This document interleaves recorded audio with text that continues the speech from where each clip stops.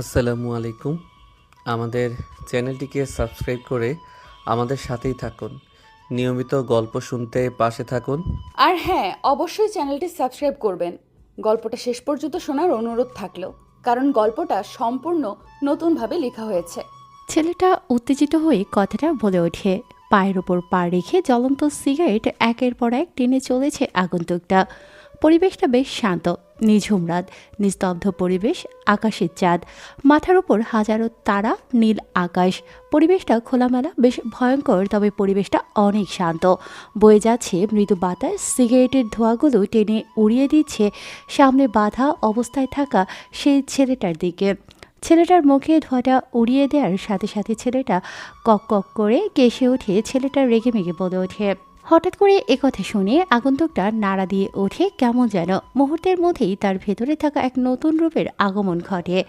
পরিবেশটা আচমকাই দমকা হাওয়া বইতে শুরু করে। মাথার উপর জ্বলন্ত চাঁদ মামাও যেন মেঘের আড়লে ঢেকে যায়। তারাগুলো যেন ছোটাছুটি করে কোথায় পালিয়ে যায়।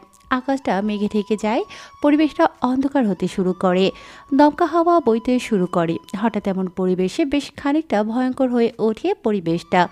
আগন্তুকটা মুখের ভেতরে থাকা সিগারেটের ধোঁয়াগুলো মুখ থেকে বের না করে সেগুলোকে গিলে ফেলে। হাতে থাকা সিগারেটটা টেবিলের উপর ফেলে দেয়।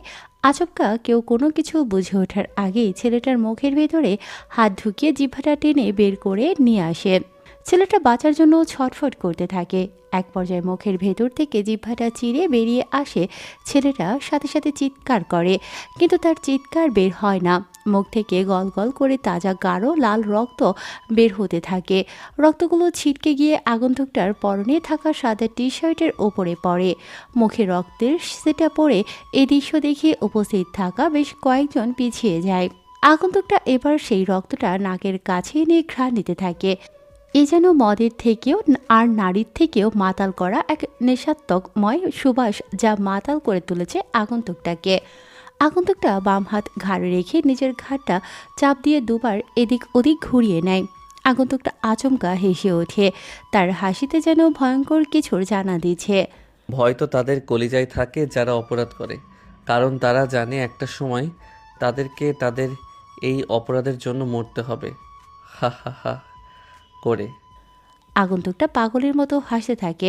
ছেলেটার মুখ থেকে এখনও রক্ত বের হতে থাকে। ছেলেটা ভয়ে চুপসে গেছে, কেননা আগন্তুকটা দেখতে ভীষণ ভয়ঙ্কর। আগন্তুকটার ঘাড় পর্যন্ত মাথার চুল দাড়িগুলো বড় বড়, মুখেও কপালে বেশ কয়েক জায়গায় আঁচড়ের চিহ্ন, দেখতে কেমন যেন এক পাগল ভয়ঙ্কর উন্মাদের মতো। আগন্তুকটা আবারও একটা ব্র্যান্ডের সিগারেট জ্বালায় আর বলে ওঠে। রক্ত দেখলে রক্তের নেশা কেন জানি না আমাকে মাতাল করে তোলে। আগন্তুকটা হেসে ওঠে। তার হাসিতে ভয়ঙ্কর কিছু একটা জানান দিচ্ছে। পরিবেশটাও নিস্তব্ধ। আগন্তুকটা হাতের ইশারা দেওয়ার সাথে সাথে সেখানে নিয়ে আসা হয় একটা কাঠের বাক্স। এরপর আগন্তুকটা মুচকি হেসে কাঠের বাক্সের মুখটা খুলতেই চেয়ারে বাঁধা থাকা ছেলেটার কলিজার পানি শুকিয়ে যায়। কপালে ভাঁজ পড়ে যায়, চোখে চিন্তার ছাপ। বুকের ভেতর এক চাপা ভয় যেন কাজ করে, কেননা সে বক্সের ভেতর সব ভয়ঙ্কর অস্ত্র, যা সাধারণ মানুষ দেখলে কলিজা কেঁপে উঠবে। আগন্তুকটা এক এক করে সুন্দর করে টেবিলের সামনে রেখে সাজাতে থাকে সেই অস্ত্রগুলো। সেখানে রয়েছে সুই সুতো, কাঁচি, খুর, ব্লেড, হাতুড়ি, প্যারেক, ছুরি, বেশ কয়েকটা নাম না জানা অস্ত্র। আগন্তুকটা পায়ে পা রেখে ছেলেটার দিকে তাকায়। ছেলেটার চোখে চোখ পড়তেই ছেলেটা ভয়ে চুপসে যায়। আগন্তুকটা হেসে বলে ওঠে। ভেবেছিলাম তোর মুখ থেকে সমস্ত কথা শুনবো, কিন্তু তুই আমাকে গালি দিয়ে তোর জীবনের সবচেয়ে বড় ভুলটা করলি, তাই তোর কণ্ঠটা আগে আমি খেয়ে ফেলেছি। কথাটা বলে ছেলেটার সামনে একটা ভিডিও প্লে করে ছেলেটা। ভিডিওটা দেখার সাথে সাথে চমকে ওঠে। চোখ দুটো বড় বড় হয়ে যায় ছেলেটার, আরও ভয় পেয়ে যায়। আগন্তুকটা এটা দেখে মুচকি হেসে বলে ওঠে। এত তাড়াতাড়ি ভয় পেয়ে গেলি? এখনও তো তোর কোনো চিকিৎসাই করলাম না, তাতেই তোর এই অবস্থা? ছেলেটার শরীর থেকে ঘাম ঝরতে শুরু করে। ছেলেটার মুখ থেকে কোনো আওয়াজ বের হয় না, মুখ থেকে রক্ত পড়ছে। এটা দেখে ফারুক এবার বলে ওঠে। রোকন, ওর মুখে কাপড় ঢুকিয়ে দে। কথাটা বলার সাথে সাথেই ছেলেটার মুখে যখন রোকন কাপড় ঢুকিয়ে দিতে যাবে, ঠিক তখনই আগন্তুকটা রোকনকে থামিয়ে দেয় আর বলে ওঠে। রোকন, তুই আমার মতো হতে চাস তাই না? আমার মতো হয়ে লাভ নেই, আমার থেকেও ডেঞ্জারাস হতে হবে। বেটা কথায় আছে না, গুরুর থেকেও শীর্ষ বড়। এতদিন ধরে কাজ করছিস অথচ সাধারণ এতটুকু জ্ঞান নেই। আগন্তুকটা আচমকা টেবিলের ওপর বাড়ি দিয়ে চিল্লিয়ে বলে ওঠে। ওর মুখে জ্বলন্ত কয়লা ঢুকিয়ে দে, এরপর ওর মুখে কাপড় ঢুকিয়ে দে। কারণ আমার আদালতে মামলার ফয়সালা হওয়ার আগেই অপরাধীর শাস্তি শুরু হয়ে যায়। কথাটা বলার সাথে সাথে পাশেই একটা বক্স থেকে জ্বলন্ত কয়লা বের করে ফাহিম নামের ছেলেটার মুখের ভেতর ঢুকিয়ে দিয়ে উপরে কাপড় ঢুকিয়ে দেয়। সাথে সাথে ছেলেটার চোখ থেকে পানি গড়িয়ে পড়ে। ছেলেটার ছটফট করতে থাকে, চিৎকার করে, কিন্তু তার চিৎকার বের হয়ে আসে না। ছেলেটার এরকম আর্তনাদ দেখে আগন্তুক হু হু করে হেসে ওঠে। তার হাসিতে শান্ত পরিবেশটা যেন মুহূর্তের মধ্যেই ভয়ঙ্কর আর আতঙ্কে আটকে ওঠে। গভীর রাত, কোনো মানুষের আনাগোনা নেই, নিস্তব্ধ পরিবেশ। চতুর্পাশে ল্যাম্পপোস্টের আলোয় আলোকিত হয়েছে। ঢাকা পাবলিক ইউনিভার্সিটি খোলামেলা ক্যাম্পাস মাঠে উপস্থিত রয়েছে অজানা হলুদ পোশাকে পরিহিত অসংখ্য মানুষ। বন্দুক হাতে দাঁড়িয়ে রয়েছে চতুর্পাশে, রয়েছে বেশ কয়েকটা গাড়ি। আগন্তুকটা হেসে উঠে মুচকি হেসে চেয়ারে বাঁধা থাকা ফাহিম নামের ছেলেটার গালে হঠাৎ করে চুমু দেয় আগন্তুকটা। এটা দেখে ভ্যাবাচাকা খেয়ে যায় উপস্থিত থাকা বাকি ছেলেপেলেগুলো। তারা ভাবতে থাকে তাদের বস আবার পাগল হয়ে গেল নাকি। ছেলেগুলো একে অপরের দিকে তাকাতে থাকে, কারণ তারা জানে বসের মাথায় যখন রক্ত উঠে যায় তখন পরিবেশটা গরম হয়ে ওঠে। আগন্তুকটা একটা প্রেমের গান লাগিয়ে দিয়ে মনের সুখে সামনে থাকা সুইয়ের ভেতর দিয়ে সুতা ঢুকিয়ে ছেলেটার দুই ঠোঁট সেলাই করতে থাকে। ক্যাচ ক্যাচ ক্যাচ ক্যাচ করে ছেলেটার দুই ঠোঁট সেলাই করে দেয়। ছেলেটা চেয়ারে ছটফট করতে থাকে, পা দুটো গলাকাটা মুরগির মতো ছটফট করতে থাকে। এটা দেখে পাশে থাকা উপস্থিত বেশ কয়েকজন ছেলে এসে ছেলেটাকে চেপে ধরে, সাথে চ্যাটা। আগন্তুকটা মনের সুখে গান গাইছে আর তার ঠোঁট দুটোকে সেলাই করে দিচ্ছে। এক পর্যায়ে আগন্তুকটা হেসে ওঠে। আগন্তুকটার চোখে মুখে লাল রঙের আবরণ ফুটে উঠেছে। আগন্তুকটা হঠাৎ করেই ফাহিম নামের ছেলেটার গলা চেপে ধরে বলে ওঠে, তুই হয়তো জানিস না, এই ফারুক যখন যাকে চায় তাকে জায়গায় খেয়ে ফেলে। তোর কলিজা হয় কি করে আমি এই শহরে বেঁচে থাকা সত্ত্বেও তুই ফুলের মতো মেয়েদেরকে ধর্ষণ করিস? ছেলেটার মুখের ভেতর জ্বলন্ত আগুন, তারপর দুই ঠোঁট সেলাই করা। ছেলেটার মাথার মস্তকগুলো যেন দাউ দাউ করে টকবক করে গরম হতে শুরু করেছে। ছেলেটার মুখের ভেতরটা পুড়ে গিয়ে ফোসকা পড়ে গেছে। ছেলেটা যেন তার চোখের ইশারা দিয়ে কোনো কিছু বোঝাতে চাইছে, কিন্তু পারছে না।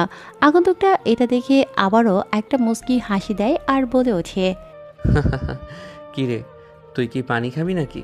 ছেলেটা ফারুকের কথা মতো মাথা নাড়ায়। এরপর ফারুক চোখের ইশারা দিতেই রোকন পানি নিয়ে আসে। রোকন বলে ওঠে, প্রথম রাস্তা বন্ধ থাকলে দ্বিতীয় রাস্তা দিয়ে ট্রাই করতে হয়।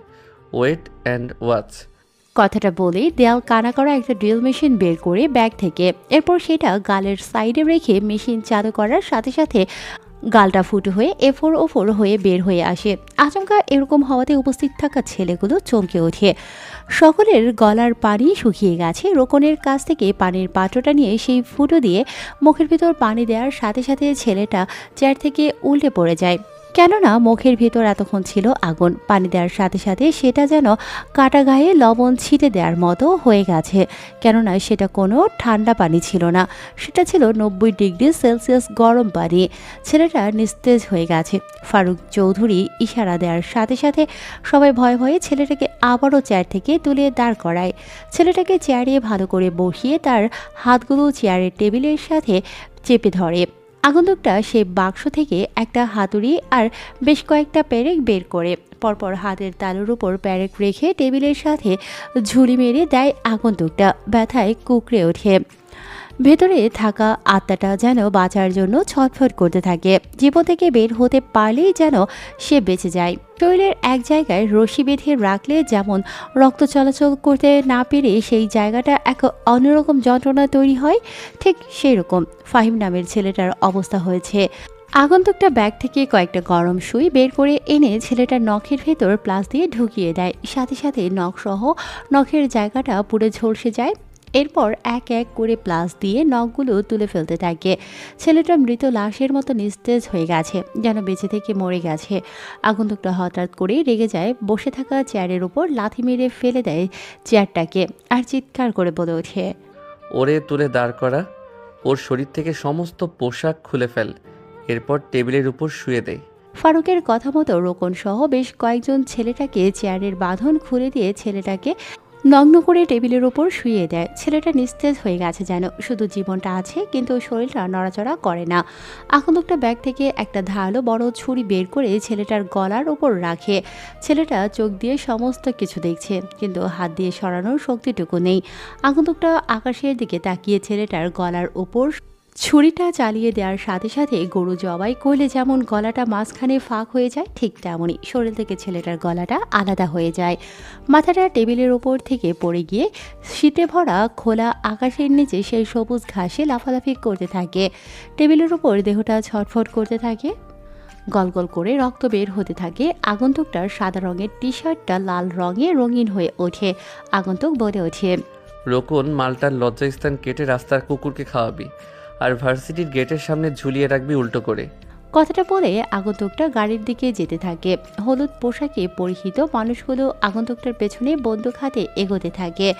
একজন গিয়ে গাড়ির দরজা খুলে দেওয়ার সাথে সাথে আগন্তুকটা দামি সেই গাড়ির ভিতর ঢুকে পড়ে। এরপর যেতে থাকে ভার্সিটির গেট থেকে বের হয়ে নিজ অজানা গন্তব্যের উদ্দেশ্যে। এতক্ষণ কি হলো এই ভার্সিটিতে কেউ বুঝতে পারলেন না, তাই তো? গল্পের সাথে থাকুন, গল্পটা নতুন। আর হ্যাঁ, অবশ্যই আমাদের এই মিঠুন স্টোরি চ্যানেলটিকে সাবস্ক্রাইব করবেন, কারণ এখানে এখন থেকে নিয়মিত নতুন গল্প দেয়া হবে। আপনাদের একটা সাপোর্টে আমাদের নতুন গল্প দিতে আগ্রহ বাড়ায়। গল্পে যদি ভয়েস আর্টিস্টরাই সব হতো তাহলে নতুন গল্প দেওয়ার প্রয়োজন হতো না। তাই গল্পে মেন পার্টে কে কোন চরিত্রে পাঠ করলো সেটা দেখার বিষয় না, গল্পটা ভালো হয়েছে কিনা বা গল্পটা নতুন কিনা এটা বড় বিষয়। কারণ নতুন গল্প মানে নতুন ধামাকা আর নতুন এক চমক।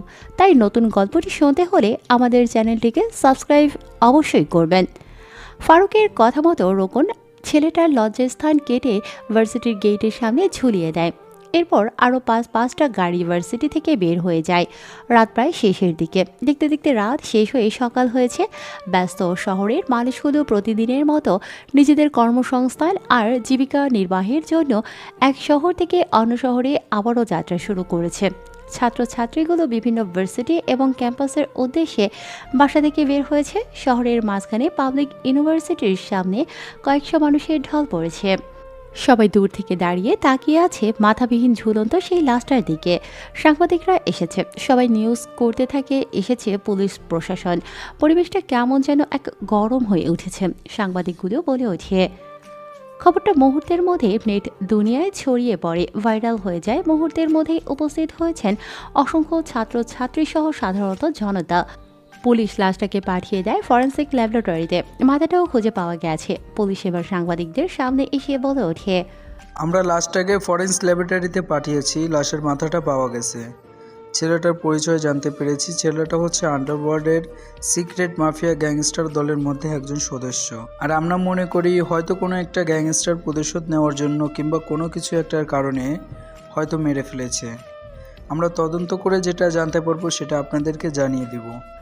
পুলিশের আর কোনো কথা না বলে সে জায়গা ত্যাগ করে সাথে ভার্সিটির মাঠ পরিষ্কার করার জন্য ফায়ার সার্ভিস নিয়ে আসা হয়েছে। ফায়ার সার্ভিসে এসে পুরো মাঠটাকে ক্লিন করতে থাকে। পরিবেশটা ধীরে ধীরে শান্ত হতে শুরু করেছে। ব্যস্ত শহরের মানুষগুলো আবারও ব্যস্ত হয়ে পড়েছে, নিজেদের কর্মসংস্থান নিয়ে চায়ের দোকানে আড্ডা দিচ্ছে সাধারণ মানুষ। আর আজকের খবরটা পেপারে বেরিয়েছে। সাধারণ মানুষ বলে ওঠে, চায়ের দোকানে শত শত মানুষ আড্ডা দিচ্ছে।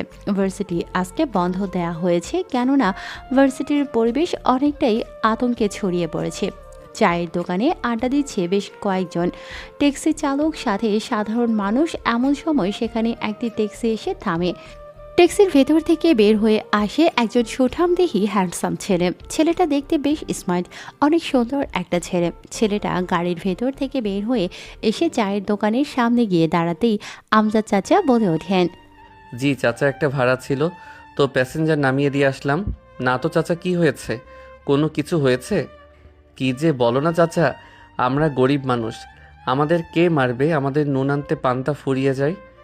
তারা বেশ কয়েকজন কথা বলছে। ঠিক সে সময় কয়েকজন ছেলে এসে দোকানে হঠাৎ করে ভাঙচুর শুরু করে আর বলে ওঠে, কালকে থেকে আমাদেরকে চাঁদা দিবি, নয়তো তোর এই দোকান আর কোনোদিন খুলতে পারবি না। এখানে দোকান করতে হলে আমাদেরকে চাঁদা দিতে হবে। ফারুক সহ সবাই সবটা দাঁড়িয়ে দেখছে। ছেলেগুলোর হাতে বেশ দামি দামি অস্ত্র রেখে AK-47 এবং কয়েকটা ছুরি বেশ কয়েকজন এসেছে। এটা দেখে আকবর চাচা বলে ওঠে, চুপ কর বেটা বুড়ো, নইলে জায়গায় মাথাটা ফেলে দিব। তুই জানিস না তুই কার সঙ্গে কথা বলছিস? এটা রাশেদ ভাইয়ের অর্ডার আছে। কালকে থেকে তোদের সবাইকে টাকা দিতে হবে। কথাটা বলে ছেলেগুলো সেখান থেকে চলে যায়। আকবর চাচা মাথায় হাত দিয়ে বসে পড়ে আর বলে ওঠে, চাচা কেঁদো না, ওরা একদিন ঠিক শাস্তি পাবে, ওদেরকে শাস্তি পেতেই হবে। হঠাৎ করে ফারুকের পকেটে থাকা বাটন ফোনটা টুনটুন শব্দে বেজে ওঠে। পকেট থেকে ফোনটা বের করে ফোনের স্ক্রিনে তাকিয়ে দেখতে পায় একটা মেসেজ এসেছে। মেসেজটা পড়ে আবারও পকেটে ফোনটা রেখে দেয়। তারপর সবাইকে সেখানে সান্ত্বনা দিয়ে ফারুক ট্যাক্সি নিয়ে বেরিয়ে পড়ে ভাড়া মারার জন্য। দেখতে দেখতে সময়টা পার হতে থাকে। বিকেল হয়েছে। ট্যাক্সি নিয়ে ফারুক চলে আসে গ্যারেজে। তারপর ট্যাক্সি গ্যারেজে রেখে দেয়। এটা দেখে গ্যারেজের মালিক রহমত চাচা বলে ওঠে, না চাচা, একটু কাজ আছে। ও আচ্ছা, যা হাত মুখ ধুইয়ে এরপর একটু বিশ্রাম নে। ঠিক আছে। এরপর ফারুক রহমত চাচার কথা মতো ফ্রেশ হয়ে বিশ্রাম নিতে যায়। ফারুক এই গ্যারেজেই থাকে। ফারুক যেদিন প্রথম এই শহরে এসেছিল সেদিন তাকে ঠাঁই দেওয়ার মতো কেউ ছিল না। সেদিন এই রহমত চাচা তাকে ঠাঁই দিয়েছিল। সেদিন যদি এই রহমত চাচা না থাকতো তাহলে ফারুক আজকে এই শহরে টিকে থাকতে পারতো না। কারণ এই শহরে টিকে থাকতে টাকা লাগে, দম লাগে, সাহস লাগে। কারণ এই শহরের মানুষগুলো পাথরের মতো, চোখের সামনে কেউ মরে গেলেও চোখ তুলে তাকাবে না, বরং পাশ এড়িয়ে চলে যাবে। শহরের মানুষগুলো দিন দিন মূর্তি হয়ে যাচ্ছে। কেউ কারো বিপদে এগিয়ে আসে না, বরং বিপদে ফেলতে পারলেই বরং তারা বাঁচে। দেখতে দেখতে সন্ধ্যা হয়েছে। সন্ধ্যায় ফারুক একটু বের হয়েছে। রাস্তার সাইডে ফারুক একা অন্যমনস্ক হয়ে হেঁটে যেতে থাকে। হঠাৎ করে ফাঁকা রাস্তার মাঝখানে একটা দামি কালো গাড়ি এসে থামে। ফারুক এদিক ওদিক তাকিয়ে সেই গাড়ির ভিতর ঢুকে পড়ে। গাড়িটা মুহূর্তের মধ্যেই সবার চোখের অগোচরে চলে যায়। গাড়িটা চলে আসে একটা দামি বিলাসবহুল বাড়ির সামনে। গাড়ির দরজা খুলে দিতেই গাড়ির ভেতর থেকে বের হয়ে আসে ফারুক। এরপর অনুমতি ছাড়াই ফারুক ভেতরে ঢুকে পড়ে। কিছুক্ষণের মধ্যে রেডি হয়ে ফারুক সেই বাইরে থেকে বের হয়ে এসে তার বাগান বাড়িতে বসে। ঠিক তার 2 মিনিটের মধ্যেই একটা হেলিকপ্টার তার বাংলো বাড়িতে ল্যান্ড করে। হেলিকপ্টার থেকে বের হয়ে আসে দুজন মানুষ, দেখতে বেশ স্মার্ট, পরনে কালো পোশাক, সাদা রঙের টি-শার্ট এবং কোট। ফারুক নামের ছেলেটার সামনে এসে দাঁড়াতেই সে দুটি লোক বলে ওঠে, হ্যালো, বসুন। এরপর সেই দুটি মানুষ পায়ে পা রেখে সোফায় বসে পড়ে আর বলে ওঠে। কথাটা শুনে ফারুক এবার তার মুখে থাকা সিগারেটটা টেবিলের উপর রেখে স্বর্ণের বাক্স খুলতেই চকচক আলোয় আলোকিত হয়ে ওঠে জায়গাটা, কেননা পুরো বাক্সটা স্বর্ণ দিয়ে ভরপুর। রোকন, মানুষগুলো জায়গা মতো সব জায়গায় পৌঁছে দিবি। নিশ্চয়ই আপনাদের ইচ্ছে করছে যে কে এই ফারুক, গল্পের মধ্যে কি হচ্ছে, তাই না? চলুন তাহলে শুনে আসি গল্পের মূল কাহিনী কি। তারপর তারা দুজনের মধ্যে একটা ডিল করতে থেকে এভাবে প্রায় রাত হয়। সবাই নিজেকে নিয়ে ব্যস্ত। ঢাকা শহরের অন্ধকার গলি, যেখানে দিনের বেলা চলে সামাজিক ব্যবসা আর রাত হলেই সেখানে চলে অন্ধকার জগতের এক নোংরামির ব্যবসা। রাত তখনও বেশি গভীর হয়নি, কেবল রাত 11টা বাজে। বাংলো বাড়ি থেকে বের হয় হলুদ পোশাকে পরিহিত বেশ কয়েকজন মানুষ। গাড়িগুলো চলে আসে ঢাকা গুলিস্তানের একটি পরিত্যক্ত গলিতে। গাড়ি করে এসে সারিবদ্ধভাবে থেমে যায়। এরপর গাড়ি থেকে নামে বেশ কয়েকজন মানুষ। একজন ব্যক্তি এসে গাড়ির জানালা খুলে দিতেই গাড়ির ভেতর থেকে সুটবুট পরিহিত একজন আগন্তুকের আগমন ঘটে। হালকা দমকা বাতাস বয়ে যায়, পরিবেশটা অশান্ত হয়ে ওঠে। আগন্তুকটা পকেট থেকে একটা সিগারেট বের করে টানতে থাকে। এরপর সেই গলি ধরে ভেতরে প্রবেশ করে। কিছুটা পথ যেয়ে বাদ হয়ে দাঁড়ায় বেশ কয়েকজন ছেলে। তো এটা দেখে মুচকি একটা হাসি দেয় কোনো কথা ছাড়াই। আগন্তুকটা কোমর থেকে AK-47 একটা সাইলেন্সার বন্দুক বের করে ছেলেগুলোর মাথায় পরপর বেশ কয়েকটি গুলি করে জায়গায় খেয়ে ফেলে ছেলেগুলোকে। এরপর আগন্তুকটা গোডাউনের ভেতর প্রবেশ করে। গোডাউনের ভেতর প্রবেশ করতেই সাজু নামের একটা ছেলে চিৎকার করে বলে। আগন্তুকটা হাসতে থাকে। সাজু নামের ছেলেটার কথা শুনে আগন্তুকটার হাতে থাকা সিগারেটের অংশটা সাজু নামের ছেলেটার দিকে বাড়িয়ে দিয়ে বলে ওঠে, সিংহকে কোনো জঙ্গলে প্রবেশ করতে পারমিশন লাগে না, বরং সে যে জঙ্গলে পা রাখে সেটাই তার রাজত্ব হয়ে যায়। আগন্তুকটা কোনো কথা ছাড়াই সেখানে একটা চেয়ারে বসে পড়ে, পায়ে পা রেখে, আর হেসে উঠে। পাশেই দাঁড়িয়ে আছে রোকন সহ আরও কয়েকজন। আগন্তুকটা হেসে বলে ওঠে, মেয়েগুলোকে কোথায় বন্দি করে রেখেছিস? আমাকে ট্যাক্স না দিয়ে আমার শহরে তুই ব্যবসা করবি, অথচ আমি জানবো না? আগন্তুকটা বেশ মনোযোগ দিয়ে সিগারেট টানছে। তার মনে কোনো প্রতিক্রিয়া নেই। পরিবেশটা বেশ শান্ত, হালকা দমকা বাতাস বয়ে যাচ্ছে। আচমকা কেউ কোনো কিছু বলে ওঠার আগেই পেট ভেদ করে এফোর ওফর হয়ে বুলেট বের হয়ে যায় সাজু নামের ছেলেটার। সামনে বসে থাকা আগন্তুকটা হঠাৎ করেই চোখের পলকে পরপর বেশ কয়েকবার ছুরি দিয়ে আঘাত করে সাজু নামের ছেলেটাকে। ছেলেটা সেখানে নিস্তেজ হয়ে পড়ে যায়। এটা দেখে উপস্থিত থাকা সাজু নামে ছেলেটার বাকি ছেলেগুলো ওগুলো পিছিয়ে যায়, কেননা আগন্তুকটার হাতে থাকা ছুরিটা থেকে কোনো গরম তাজা গাঢ় লাল রক্ত গড়িয়ে পড়তে থাকে। আগন্তুকটা সেই রক্তের নাকের কাছে এনে এক অমৃত ঘ্রাণ নিতে থাকে, তারপর এগিয়ে যেতে থাকে সামনের দিকে। এমন সময় বেশ কিছু মেয়ের আর্তনাদ আর চিৎকার ভেসে আসে। আগন্তুকটা ছেলেটার ইশারা দেওয়ার সাথে সাথে রোকন সহ বেশ কয়েকজন মেয়ের চিৎকারের আওয়াজ শুনে সেদিকে যেতে থাকে। কেউ বাধা হয়ে দাঁড়ালেই কোমর থেকে বেশ কয়েকটা বন্দুক বের করে উপস্থিত থাকা সবাইকে জায়গায় মেরে ফেলে। সবাইকে গুলি করে মেরে ফেলে, কেউ বেঁচে নেই। রুমের মধ্যে বন্দি থাকা সমস্ত মেয়েকে বের করে নিয়ে আসে রোকন সহ হলুদ পোশাক পরিহিত সমস্ত মানুষ। মেয়েগুলো দেখতে মাশাআল্লাহ এক একটা পরীর মতো। প্রায় 50 থেকে 60 জন মেয়েকে বের করে নিয়ে আসা হয়। এরপর রোকন বলে ওঠে, মেয়েগুলোকে থানায় নামিয়ে দিয়ে আয়, বাকি কাজগুলো পুলিশ অফিসারগুলো নিজেই করবে। আর হ্যাঁ, তোমরা এখানে যা দেখেছো এখানেই ভুলে যাও। পুলিশকে কোনো তথ্য দিবে না, বলবে তোমরা কোনো কিছুই দেখোনি। এরপর রোকনের সমস্ত লোকজন মেয়েগুলোকে গাড়িতে করে থানার উদ্দেশ্যে নিয়ে যায়। এদিকে সে বাইরে থেকে যখন বের হতে যাবে, আগন্তুকটা ঠিক তখনই পেছন থেকে কেউ একজন গুলি করে। আচমকা গুলি করাতে আগন্তুকটার বাম হাতে গুলি ছুঁয়ে বেরিয়ে যায়। এটা দেখে পাশে দাঁড়িয়ে থাকা তৌহিদ নামের ছেলেটা পরপর বেশ কয়েকটা গুলি করে। গুলিগুলো ছেলেটার পায়ে গিয়ে লাগে, ছেলেটা সেখানেই পড়ে যায়। সবাই দৌড়ে গিয়ে চারদিকে বন্দুক হাতে ঘিরে ফেলে। ছেলেটা গুলি খাওয়ার পর হাঁটু ভাঁজ করে সেখানেই বসে আছে। আগন্তুকটাকে দেখে মুচকি হেসে ওঠে। এরপর পেছন থেকে একটি ছেলে চেয়ার এনে দিতেই পায়ে পা রেখে বসে পড়ে। আগন্তুকটা হো হো করে হেসে ওঠে। তার হাসিতে যেন গোডাউনটা কেঁপে ওঠে। কিরে, তুই একটা শিয়াল হয়ে সিংহকে শিকার করতে এসেছিস? আমাকে ছেড়ে দে, কে তুই? ফারুক মেন্টাল, ফারুক অন্ধকারের রাজা। ফারুক? কোন ফারুক? তুই কি সেই ফারুক যাকে সবাই ভয় পায়, যার নাম শুনলে বাঘে মহিষে এক ঘাটে পানি খায়? হ্যাঁ, আমি সেই ফারুক, যেখানে আইনের হাত শেষ হয়ে যায় সেখান থেকে আমার বিচার শুরু হয়। দেখ ভাই, তোর যা লাগে তা তুই নিয়ে যা, তবুও তুই আমাকে মারিস না। আগন্তুকটা হেসে উঠে কোনো কথা ছাড়াই নিজের প্যান্টের চেন খুলে ছেলেটার মুখের ওপর প্রস্রাব করে দেয়। আশেপাশে দাঁড়িয়ে থাকা ছেলেগুলো লজ্জায় মাথা নামিয়ে ফেলে। ছেলেটা পুরো সাইকোমেন্টাল। তার মাথায় একবার রক্ত চেপে বসলে সে রক্ত ছাড়া কিছুই বোঝে না।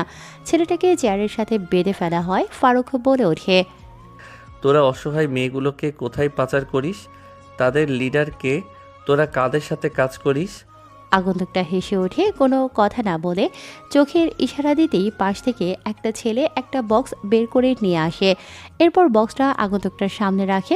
বক্সটার চেন খুলতেই কলিজাটা কেঁপে ওঠে সাজু নামের ছেলেটার, কেননা সেখানে ভয়ঙ্কর সব আগ্নেয় অস্ত্র। আগন্তুকটা কোনো কথা ছাড়াই সাজু নামের ছেলেটার বাম হাতের ঘাড়ের ওপর রেখে ঘাড় থেকে বাম হাতটা কেটে ফেলে। গলগল করে রক্ত পড়তে থাকে। এরপর সেখানে কাপড় দিয়ে বেঁধে দেয় আগন্তুকটা। সাজু নামের ছেলেটা নিস্তেজ হয়ে গেছে। ভয়ে শুকিয়ে গেছে কলিজার পানি, গলা শুকিয়ে গেছে, মুখ দিয়ে কোনো কথা বের হয় না।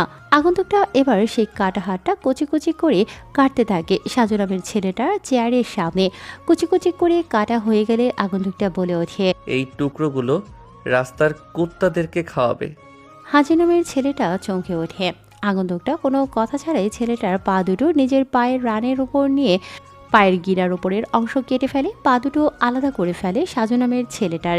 এই দৃশ্য দেখে চিৎকার করে বলে ওঠে।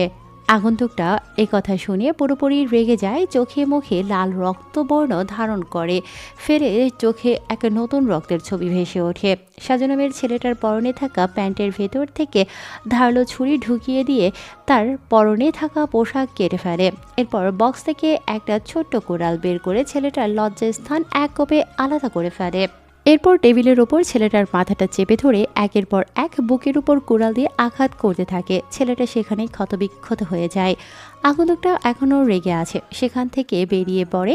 এরপর রোকন পুলিশ স্টেশনে নামিয়ে দেয় সেই মেয়েগুলোকে আর চলে যায়।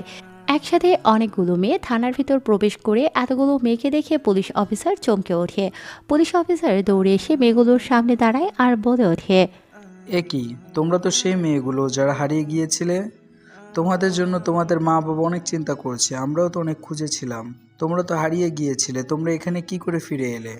হলুদ গ্যাংস্টার মানে মেটাল ফারুক? আচ্ছা, তোমরা কি বলতে পারবে তোমরা কোন জায়গায় বন্দী ছিলে? পুলিশ কনস্টেবল মেয়েগুলোকে সুন্দর করে তাদের প্রত্যেকের বাড়ি পৌঁছে দিয়ে আসে। পুলিশ অফিসার সেখানে আর এক মুহূর্ত দেরি না করে বেরিয়ে পড়ে সেই ঘটনা যাওয়ার উদ্দেশ্যে। অন্যদিকে আগন্তুক সহ তার পুরো দলবল বেরিয়ে পড়ে তাদের বাড়ির উদ্দেশ্যে। পুলিশ বাহিনীর একটা বিশাল টিম সেই গোডাউনের চারিদিকটা ঘিরে ফেলে। এরপর ভিতরে প্রবেশ করে। পুলিশ ভিতরে প্রবেশ করেই দেখে রক্তে রক্তাক্ত হয়ে গেছে জায়গাটা। সবাইকে গুলি করে মেরে ফেলেছে। লাশগুলোকে দেখে পুলিশ অফিসার ফরেন্স ল্যাবরেটরিতে পাঠিয়ে দিতে বলে, সেখান থেকে বেরিয়ে পড়ে। এদিকে বাংলো বাড়িতে এসে কাপড় পাল্টে আবারও সাধারণ পোশাক আর ট্যাক্সি নিয়ে বেরিয়ে পড়ে ছেলেটি। রাত তখন 10:35। রাস্তা বেশ ফাঁকা হয়েছে, মানুষের চলাচল সমাগম কমেছে, পরিবেশটাও হালকা শান্ত হয়েছে। আগন্তুকটা ট্যাক্সি নিয়ে তার নিজ গন্তব্যের দিকে যাচ্ছিল। এমন সময় দুটি ছেলে ট্যাক্সি থামায়। ট্যাক্সি চালক গাড়ি থেকে নামলে দুজন ছেলে একটি মেয়েকে নিয়ে গাড়িতে উঠে। ট্যাক্সি চালক বলে ওঠে, ভাই, কোথায় যাবেন? 11 নম্বর রোডে যাব। এরপর ট্যাক্সি চালক কোনো কথা না বলে সোজা গাড়ি চালাতে থাকে। গাড়ির ভেতর বসে সেই ছেলেটা মেয়েটার সাথে নোংরামি করতে থাকে। ছেলে দুটো মেয়েটার বুকে ঘাড়ে হাত দিতে থাকে। সব কিছু গাড়ির লুকিং গ্লাসে দেখছে ছেলেটা। এটা দেখে ছেলেটা গাড়ি থামায়। এটা দেখে পেছনে ছেলেগুলো বলে ওঠে, কিরে বেটা, তুই গাড়ি থামালি কেন? গাড়ি সোজা চালাতে থাক। ভাই, আমার গাড়িতে এসব করা যাবে না। আমার গাড়ি থেকে নামুন, না হলে।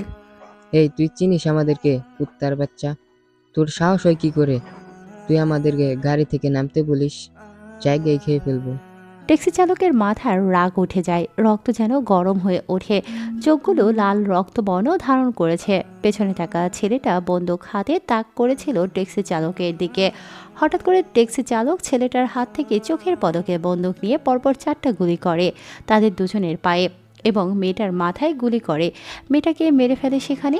এরপর আগন্তুকটা গাড়ি থেকে বের হয়ে এসে ছেলে দুটোকে গাড়ির ভেতর থেকে টেনে বের করে ছেলে দুটোর পোশাক খুলে ফেলে। তারপর ছেলে দুটোর পায়ে রশি বেঁধে গাড়ির পেছনে বেঁধে ফেলে। ছেলেগুলো ভয়ে গুটিসুটি হয়ে গেছে। এরপর ছেলেটা ট্যাক্সি নিয়ে তার গন্তব্যে যেতে থাকে। উলঙ্গ হয়ে ছেলেগুলোকে রাস্তার মাঝে টেনে নিয়ে যাচ্ছে রশি করে বেঁধে আগন্তুকটা। এতে করে ছেলে দুটোর শরীরে থাকা মাংসগুলো রাস্তার পাথরের আঘাতে ক্ষতবিক্ষত হয়ে যেতে থাকে। ছেলেগুলো চিৎকার করতে থাকে, কিন্তু ছেলেগুলোর চিৎকার বাইরে বের হয়ে আসে না, কেননা তাদের মুখের ভিতর কাপড় ঢুকিয়ে দিয়েছে আগন্তুকটা। ছেলেগুলোর শরীরটা ক্ষতবিক্ষত হয়ে যায়, পুরো রাস্তাটা রক্তে রক্তাক্ত হয়ে গেছে। ছেলেগুলো এক পর্যায়ে সেখানেই শেষ নিঃশ্বাস ত্যাগ করে। আগন্তুকটা চৌরাস্তার মোড়ে গাড়ি ব্রেক করে, ছেলেগুলোর বাঁধন খুলে দেয়, ছেলেগুলো জায়গায় মারা যায়। এরপর আগন্তুকটা সেখান থেকে চলে আসে, গ্যারেজে এসে গাড়ি পার্কিং করে। যখন চলে যেতে নেবে তখন রহমত চাচা বলে ওঠে, ফারুক, তুই এসেছিস? যা, ফ্রেশ হয়ে আয়, একসাথে খেয়ে নিব। ঠিক আছে চাচা। এরপর ফ্রেশ হয়ে খেতে আসে। দুজনেই খেতে থাকে। খেতে খেতে দুজনেই গল্প করতে থাকে।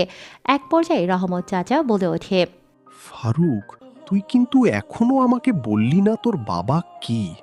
তুই কেনই বা সেদিন বাড়ি থেকে চলে এসেছিল? এ কথা শুনে ফারুকের মুখে খাবার আটকে যায়। অনেক দিন হয়ে গেল বাড়ির কথা মনে পড়ছে। কতদিন হয়ে গেল তার মায়ের সাথে কথা হয়নি। কত স্মৃতি জুড়ে রয়েছে তার এই অতীতের শহরে। এই শহরে এসেছিল ভালো মানুষ হতে, কিন্তু ভালো মানুষ আর হতে পারল কোথায়? বরং আগের শহর যা তাকে দিতে পারেনি, এই শহরে তা সে পেয়েছে। তার চোখে এক ফোঁটা অশ্রু। এটা দেখে রহমত চাচা বলে ওঠে, কি রে ফারুক, কি হলো? তুই কাঁদছিস কেন? বাড়ির কথা মনে পড়েছে? তো বাড়ি ফিরে যা। না চাচা, সে রাস্তা আমার জন্য বন্ধ। কেন? কি হয়েছে তোর সাথে? সবটা আমাকে খুলে বল। তোর এই শহরে আসার আজকে প্রায় 1.5 বছর হতে চলল, কিন্তু তুই আমাকে এখনো বলিসনি কি হয়েছিল তোর সাথে। আপনাদের নিশ্চয়ই জানার ইচ্ছে করছে কে এই ফারুক, কী তার পরিচয়, কেনই বা সে ট্যাক্সি চালাচ্ছে আর রাতের আধারে মানুষ হত্যা করছে। সে এত কোটিপতি হওয়ার সত্ত্বেও কেন লাক্সারি গাড়ি ছেড়ে সাধারণ একজন ট্যাক্সি চালক হয়ে সমাজে বেঁচে আছে? কী তার পরিচয়, কে তার বাবা মা? অবশ্যই আমাদের গল্পের শুরু থেকে শেষ পর্যন্ত থাকলে জানতে পারবেন। তার আগে আমাদের এই চ্যানেলটিকে সাবস্ক্রাইব করে আমাদের সাথেই থাকুন। আর হ্যাঁ, আমাদের এই মিঠুন স্টোরি চ্যানেলে নিয়মিত নতুন গল্প আপলোড করা হয়। যদি আপনারা কেউ আপনাদের জীবন কাহিনী কিংবা নিজের গল্প লিখে দিতে চান, তাহলে অবশ্যই আপনাদের লেখা গল্প আমাদের এই চ্যানেলে আমরা প্রকাশিত করব। নিজেদের প্রতিভা এবং ইচ্ছে শক্তি তুলে ধরতে চাইলে আমাদের হোয়াটসঅ্যাপ নম্বরে যোগাযোগ করুন দ্রুত, এবং আপনার লেখা গল্পটি আমাদের এই চ্যানেলে প্রকাশিত করুন। ধন্যবাদ সবাইকে। ফারুক এবার অতীতে ডুব দেয়। পুরনো স্মৃতিগুলো কতই না সুন্দর ছিল। বাবা মা, দু বোনকে নিয়ে ফারুকের সুন্দর জীবন যাচ্ছিল। পরিবারের সবচেয়ে ছোট ছেলে ফারুক। ফারুকের বাবা একজন মন্ত্রী, দেশের সর্বোচ্চ পাওয়ারফুল একজন ব্যক্তি, বিজনেসম্যান, সাথে শিক্ষামন্ত্রী। মা গৃহিণী, দু বোন বেশ সুখেই যাচ্ছিল তাদের দিন। এই তো সেদিনের কথা। খাবার টেবিলে বসে আছে সবাই মিলে। তখন সেখানে মন্ত্রী সাহেব এসে উপস্থিত হয় আর বলে, ফারুক, লেখাপড়ার পাশাপাশি তো ব্যবসার হাল ধরতে পারি। এভাবে ঘুরে না বেরিয়ে ব্যবসায় একটু মনোযোগ দে। বাবা, ওসব ব্যবসা আমার মাথায় এখন ঢুকবে না। এখনও কি আমার ব্যবসা সামলানোর বয়স হয়েছে? এটা শুনে পাশ থেকে বৃষ্টি বলে ওঠে, না, আপনার তো বিয়ের বয়স হয়নি। বিয়ে দিলে 3 বাচ্চার বাবা হবেন, আর আপনার বিয়ের বয়স হয়নি। তুই কিন্তু একদম আমার সাথে লাগতে আসবি না, না হলে তোকে কিন্তু আগে বিয়ে দিয়ে দিব এবং এই বাড়ি থেকে তাড়াবো। আমি কি তোর বাড়িতে আছি যে তুই আমাকে তাড়াবি? তোকে বের করে দিব। তুই তো সারাদিন খাস আর মোবাইল নিয়ে পড়ে থাকিস। তুই কি করিস আমি জানি না, বলবো না কি? আমি বলবো নাকি তোর বিষয়ে? তুই কোথায় কোথায় কাদের সাথে আড্ডা দিস? তোকে তো ফারুক, কি হচ্ছে এটা? চুপচাপ খেয়ে কলেজে যা। আর বৃষ্টি, তুই কি শুরু করলি? তোরা দুজন আর মানুষ হবি না। বাবা, আজকে আমি অফিসে যাব। ঠিক আছে মা, তুই তাহলে একটু অফিসটা দেখাশোনা করিস। আমি আর কত দেখে সামলাবো? এই দুইজন বড়দের দ্বারা কিছুই হবে না, এরা শুধু ঝগড়া করতে পারে। বাবা, তুমি কিন্তু তোমার ছেলেকে অপমান করছো। এটা কিন্তু মোটেও ঠিক না। আম্মা দেখো, তোমার আদরের ছেলেকে সবাই মিলে অপমান করছে।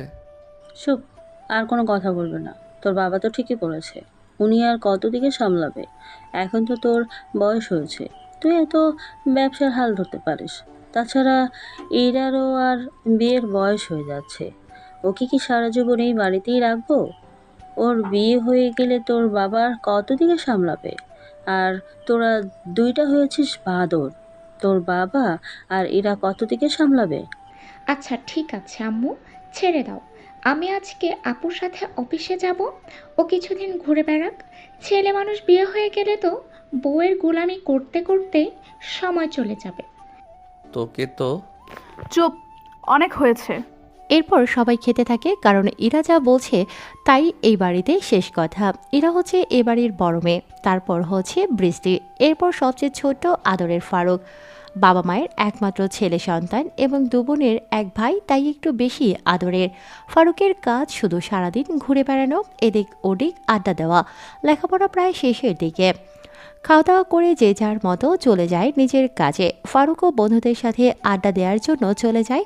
ফারুক ছোটবেলা থেকেই মারামারিতে পারদর্শী। কোথাও কোনো অন্যায় হলে সেটার প্রতিবাদ করে। দেখতে দেখতে এভাবে বেশ কিছুদিন কেটে যায়, সময়টাও পার হতে থাকে। এদিকে ইরার বিয়ে ঠিক হয়ে যায়। ছেলেপক্ষ দেখতে আসবে আজকে। ছেলে লন্ডনের একজন প্রফেসর। ইরাকে বেশ সুন্দর করে সাজিয়েছে। ড্রয়িং রুমে বসে আছে মন্ত্রী সাহেব সহ পাত্রপক্ষ। এমন সময় মন্ত্রী সাহেব বলে ওঠে, বৃষ্টি, জামা ইরাকে নিয়ে আয়। এরপর বৃষ্টি ইরাকে নিয়ে আসার জন্য যায়। ইরার কয়েকজন বান্ধবী এসেছে। ইরাকে নিয়ে আসা হয় পাত্রপক্ষের সামনে।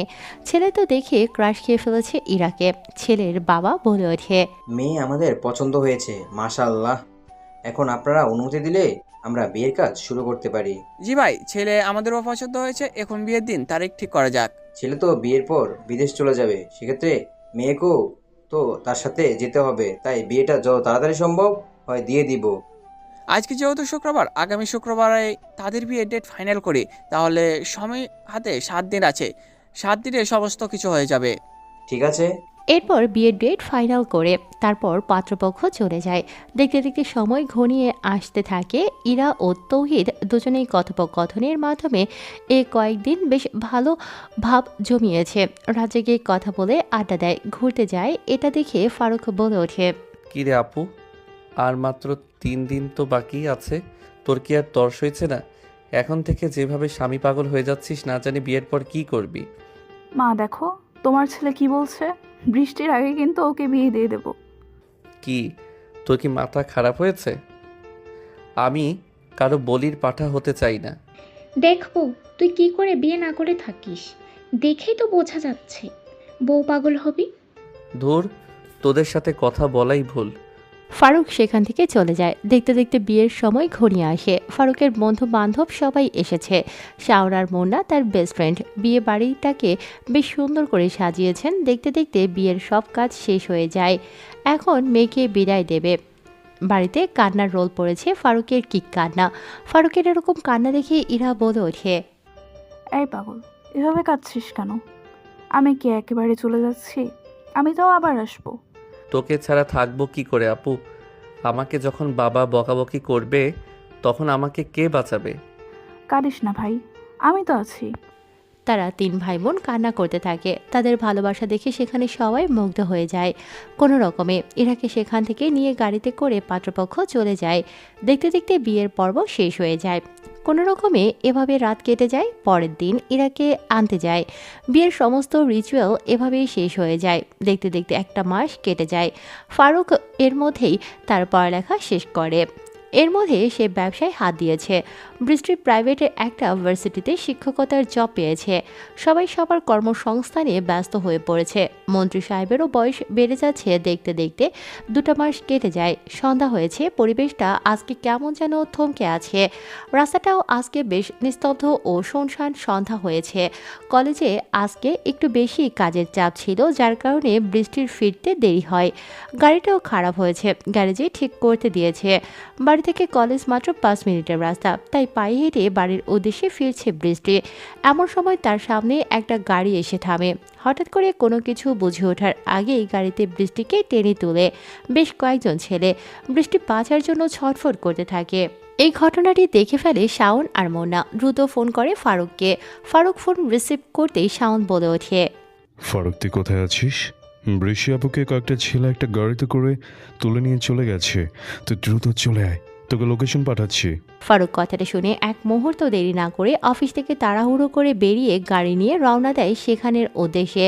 কয়েক মিনিটের মধ্যে তাদের কাছে এসে পৌঁছয়। কোন দিকে নিয়ে গেছে ওরা? এদিকে। ফারুক সহ সবাই গাড়িতে চড়ে বসে কেউ আর দেরি না করে গাড়ি ফুল স্পিডে টানতে থাকে লোকেশন অনুযায়ী। এদিকে গোডাউনের ভেতর গাড়ি প্রবেশ করে গাড়ির ভেতর থেকে টেনে বের করে বৃষ্টিকে। এরপর বৃষ্টিকে ফ্লোরের উপর ছুঁড়ে মারে। আর 3-4 জন ছেলে একসাথে হেসে ওঠে।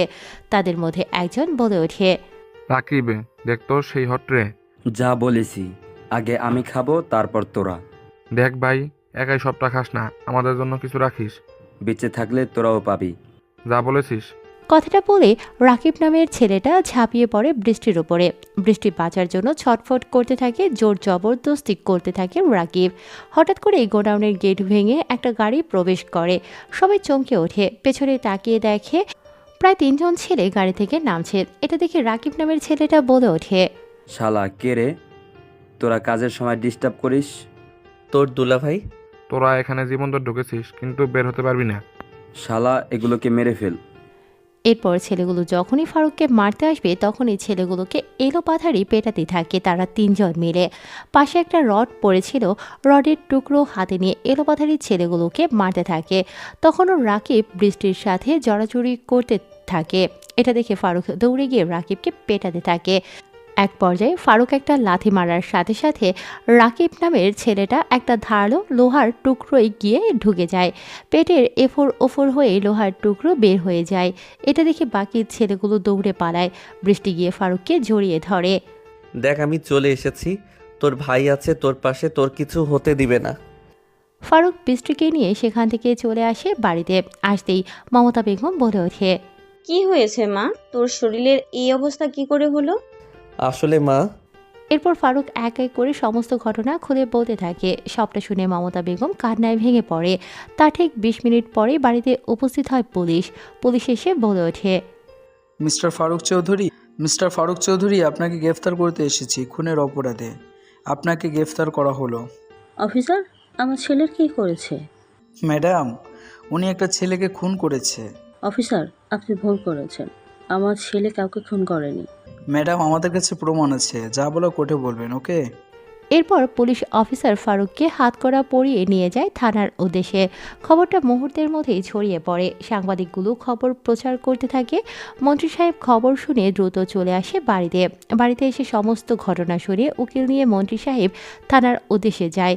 থানার কাছে যেতেই সবাই স্যালুট দিয়ে বলে, অফিসার, আমার ছেলেকে ছেড়ে দিন, ও নির্দোষ। ওর জামিনের পেপারস নিয়ে এসেছি। স্যার, আপনি মন্ত্রী বলে আপনার ছেলে খুন করেও বেঁচে গেল। একে হয়তো বলে আইনের অপব্যবহার। Just shut up. আপনি ভুলে যাবেন না আপনি কার সামনে দাঁড়িয়ে কথা বলছেন। আর আপনার ছেলে নির্দোষ। সে তার ভোটের ইজ্জত বাঁচাতে ওই ছেলেটাকে হত্যা করে। চুরি যেমন চুরি হয়, খুন তো তেমন খুনই হয়। উনি চাইলে তো আমাদের কল করে ডাকতে পারতো। যাই হোক, বড় লোকদের সব বড় বড় বিষয়। কনস্টেবল, আসামিকে ছেড়ে দাও। এরপর ফারুককে জেল থেকে বের করে নেওয়া হয়। ফারুক বাড়িতে পা রাখতেই মন্ত্রী সাহেব বলে ওঠে, ওখানে দাঁড়া, তো এই বাড়িতে কোনো জায়গা নেই। আমি চাই না তোর জন্য আমার কোনো সম্মান নষ্ট হোক। তুমি এসব কি বলছো বাবা? ভাই কোথায় যাবে? আজকে ও না থাকলে তোমার মেয়ে তোমার চোখের সামনে থাকতো না। চুপ তোরা, কোনো কথা বলবি না। আমি যেটা বলছি সেটাই শেষ কথা। ঠিক আছে বাবা, তুমি যদি চাও তাহলে আমি বাড়ি ছেড়ে চলে যাচ্ছি। তবে মনে রেখো, তোমার ছেলে একদিন ঠিক প্রতিষ্ঠিত হয়ে আসবে। সেদিন শুধু তোমার পরিচয় না, সেদিন আমাকে এক নতুন পরিচয় চিনবে। ফারুক সেখানে এক মুহূর্ত না দাঁড়িয়ে বাড়ি থেকে বেরিয়ে পড়ে। তাকে আটকানোর চেষ্টা করে তার মা, বোন ও তার বন্ধুগুলো, কিন্তু সেদিন ফারুক বাড়ি ছেড়ে চলে এসেছিল। সন্ধ্যা হয়েছে, ফোনে থাকা সিমটা ভেঙে ফেলে। এরপর বাসে উঠে চট্টগ্রামের উদ্দেশ্যে যাওয়ার জন্য গাড়ি ছেড়ে দেয়। সময় যেতে থাকে। তার নিজ গন্তব্যে ফারুকের অনেক স্মৃতির কথা মনে পড়ছে। এদিকে সমস্ত ঘটনা তার বড় বোন ইরা জানতে পারে। ইরা একেবারে দেশে চলে আসে। ইরার একটা মেয়ে হয়েছে। সমস্ত কথা শুনে ইরা বলে ওঠে, বাবা, তুমি এটা কি করলে? ভাইকে এভাবে বের করে দিতে পারলে? ও তো বৃষ্টির জন্য ওই ছেলেটাকে মেরেছে। ভাইয়ের কিছু হলে তোমাকে আমি কোনোদিন ক্ষমা করব না বাবা। কথাটা বলে ইরা বাড়ির ভিতর চলে যায় তার স্বামী সন্তানকে নিয়ে। এখন থেকে ইরা এখানে থাকবে, তাদের ব্যবসা সামলাবে। ওদিকে ফারুক বাস থেকে নামে চট্টগ্রাম বাস স্ট্যান্ডে বসে আছে। পকেটে কোনো টাকা নেই। রাগের বশে সমস্ত কিছু ফেলে চলে এসেছে। এমন সময় সেখান দিয়ে একজন মধ্যবয়সী মানুষ হেঁটে যাচ্ছিল। মানুষটি সেখানে থামে আর বলে ওঠে, কি হয়েছে বাবা? তুমি এভাবে একা এখানে বসে আছো কেন? তোমাকে তো এই শহরে নতুন মনে হচ্ছে না? জি, আসসালামু আলাইকুম। আমি এই শহরে নতুন এসেছি, আমার থাকার জায়গা নেই। তুমি কে বাবা? তোমার পরিচয় কি? কেন এই শহরে এসেছো? এই শহরটা তো ভালো না। আমার বাবা আমাকে বাড়ি থেকে বের করে দিয়েছে। আচ্ছা, তুমি আমার সাথে চলো, আমার ওখানে থাকবে। তুমি যদি চাও তাহলে আমার গ্যারেজের একটা গাড়ি নিয়ে তুমি ইনকাম করতে পারো। সত্যি আপনি আমাকে থাকার জায়গা দিবেন? এরপর ফারুক রহমত চাচার সাথে তার গ্যারেজে যায়। সেখানে থাকতে শুরু করে। সেখানকার একটা গাড়ি নিয়ে ভাড়া মারতে থাকে। এভাবেই সময় পার হতে থাকে। দেখতে দেখতে 2টা মাস কেটে যায়। এই ছিল ফারুকের অতীত। দেখতে দেখতে 6টা মাস কেটে যায়। ফারুকের বাড়িতে সবাই মনমরা হয়ে থাকে।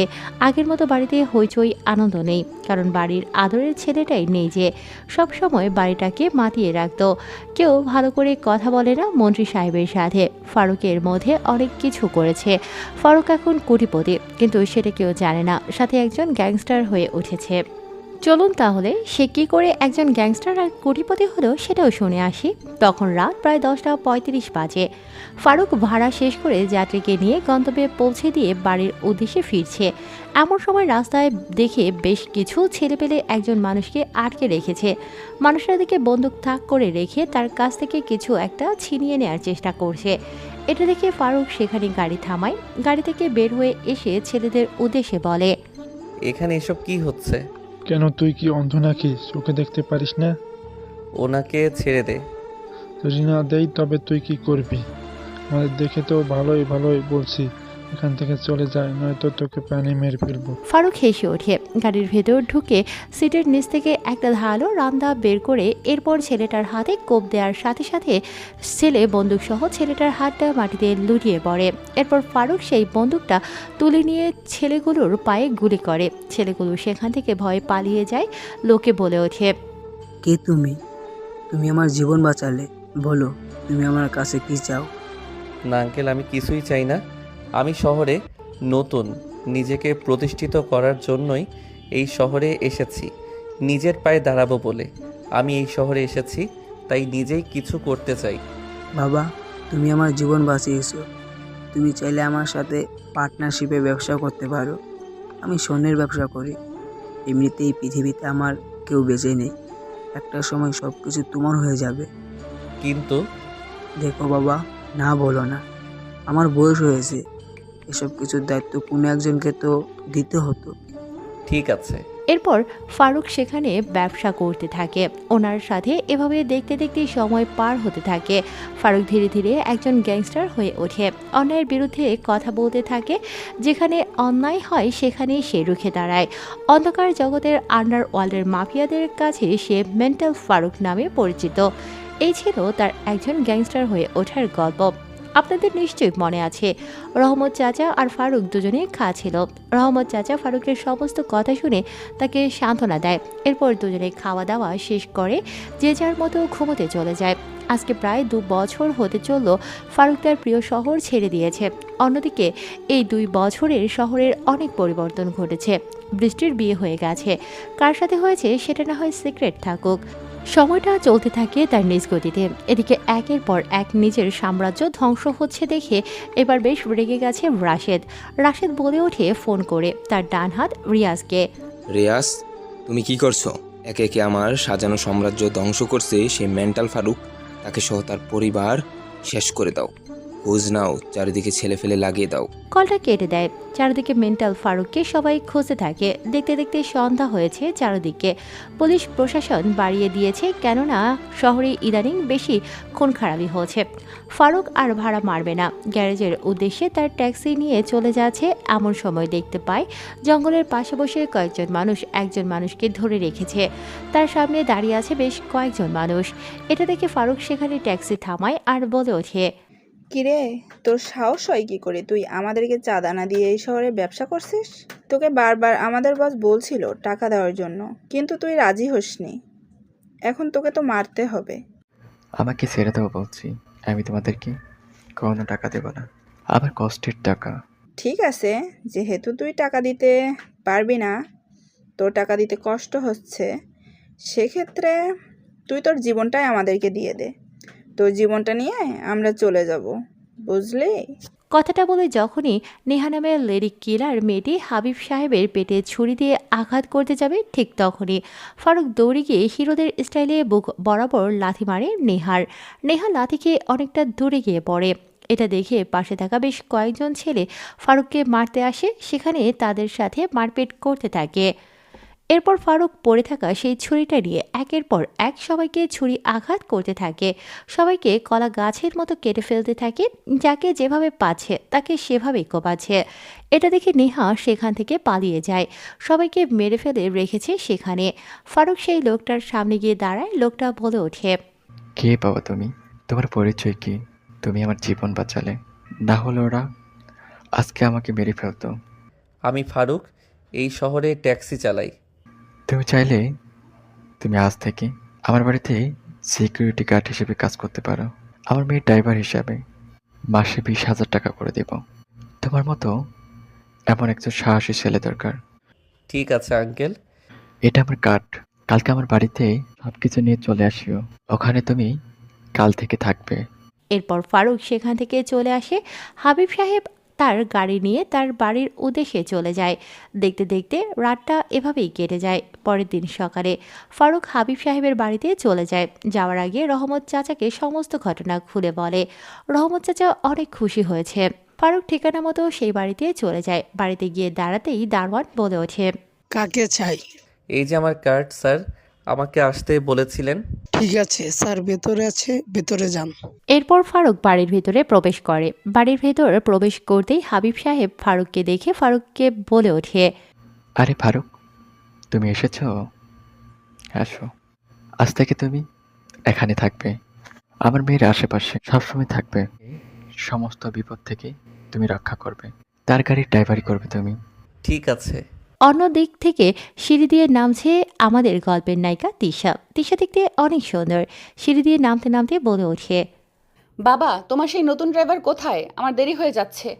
এই তো মা, চলে এসেছে। ফারুক এবার তিশার দিকে তাকায়। তিশা ফারুকের দিকে, দুজন দুজনের দিকে তাকায়। তিশা দেখতে অনেক সুন্দর, স্মার্ট, দেখতে অনেক সুন্দর। চুলগুলো হালকা বাতাসে উড়ছে, চোখগুলো টানা টানা, ঠোঁটটা চিকন পাতা গালে, সুন্দর এক টুল ঠোঁটে হালকা গোলাপি রঙের লিপস্টিক। পরনের সালোয়ার কামিজ অসম্ভব রূপকথার গল্পের পরীর মতো। তিশা বলে ওঠে, নাম কি আপনার? আর হ্যাঁ, কোনো ফাঁকিবাজি চলবে না কিন্তু। জি ম্যাডাম। এরপর ফারুক তিশাকে নিয়ে ভার্সিটির উদ্দেশ্যে রওনা দেয়। ভার্সিটিতে এসে গাড়ি পার্কিং করে গাড়ির দরজা খুলে দিতেই গাড়ির ভেতর থেকে তিশা বের হয়ে আসে। গাড়ি থেকে বের হয়ে আসে ফারুক। ফারুককে দেখে তার বান্ধবীগুলো বলে ওঠে, ও আমাদের বাড়িতে থাকে, কাজ করে, আজকে নতুন জয়েন হয়েছে। তুইও না? এই যে মিস্টার ফারুক সাহেব, আপনি এখানে থাইকেন, কোথাও যাবেন না। ঠিক আছে ম্যাডাম। এরপর সবাই ভার্সিটির ভেতর প্রবেশ করে। ফারুক গাড়ির ভেতরেই বসে আছে। তখনই পকেটে থাকা ফোনটা বেজে ওঠে। ফোনের স্ক্রিনে পরিচিত নামটা ভেসে ওঠে। রিসিভ করতেই ওপাশ থেকে বলে ওঠে, ওকে বেঁধে রাখ, আমি রাতে আসছি অপারেশন করতে। এরপর কলটা কেটে দেয়। সময় পার হতে থাকে। এদিক ওদিক একটু ঘোরাঘুরি করে পুরনো দিনের স্মৃতির কথা মনে পড়ে ফারুকের। সে যখন ভার্সিটিতে আড্ডা দিত তখন তার অতীতের কথা মনে পড়ত।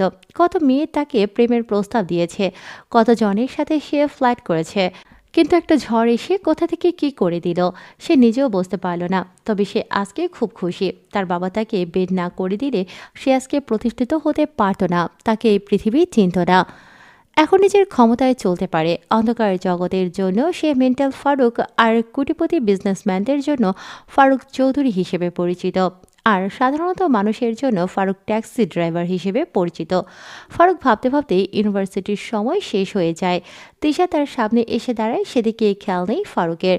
তিশা এবার বলে ওঠে, এই যে মিস্টার ফারুক সাহেব, আপনার মন কোন দিকে, ভার্সিটিতে নাকি মেয়েদের দিকে? তাকালে চলবে না।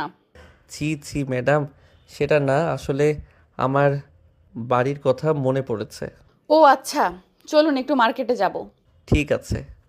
এরপর ফারুক তিশাকে নিয়ে মার্কেটে যেতে থাকে। তারপর মার্কেটে কেনাকাটা করতে থাকে। তিশা নিজের জন্য অনেক কেনাকাটা করেছে, তাই সে এবার ফারুককে বলে ওঠে, আপনি কি নেবেন বলেন?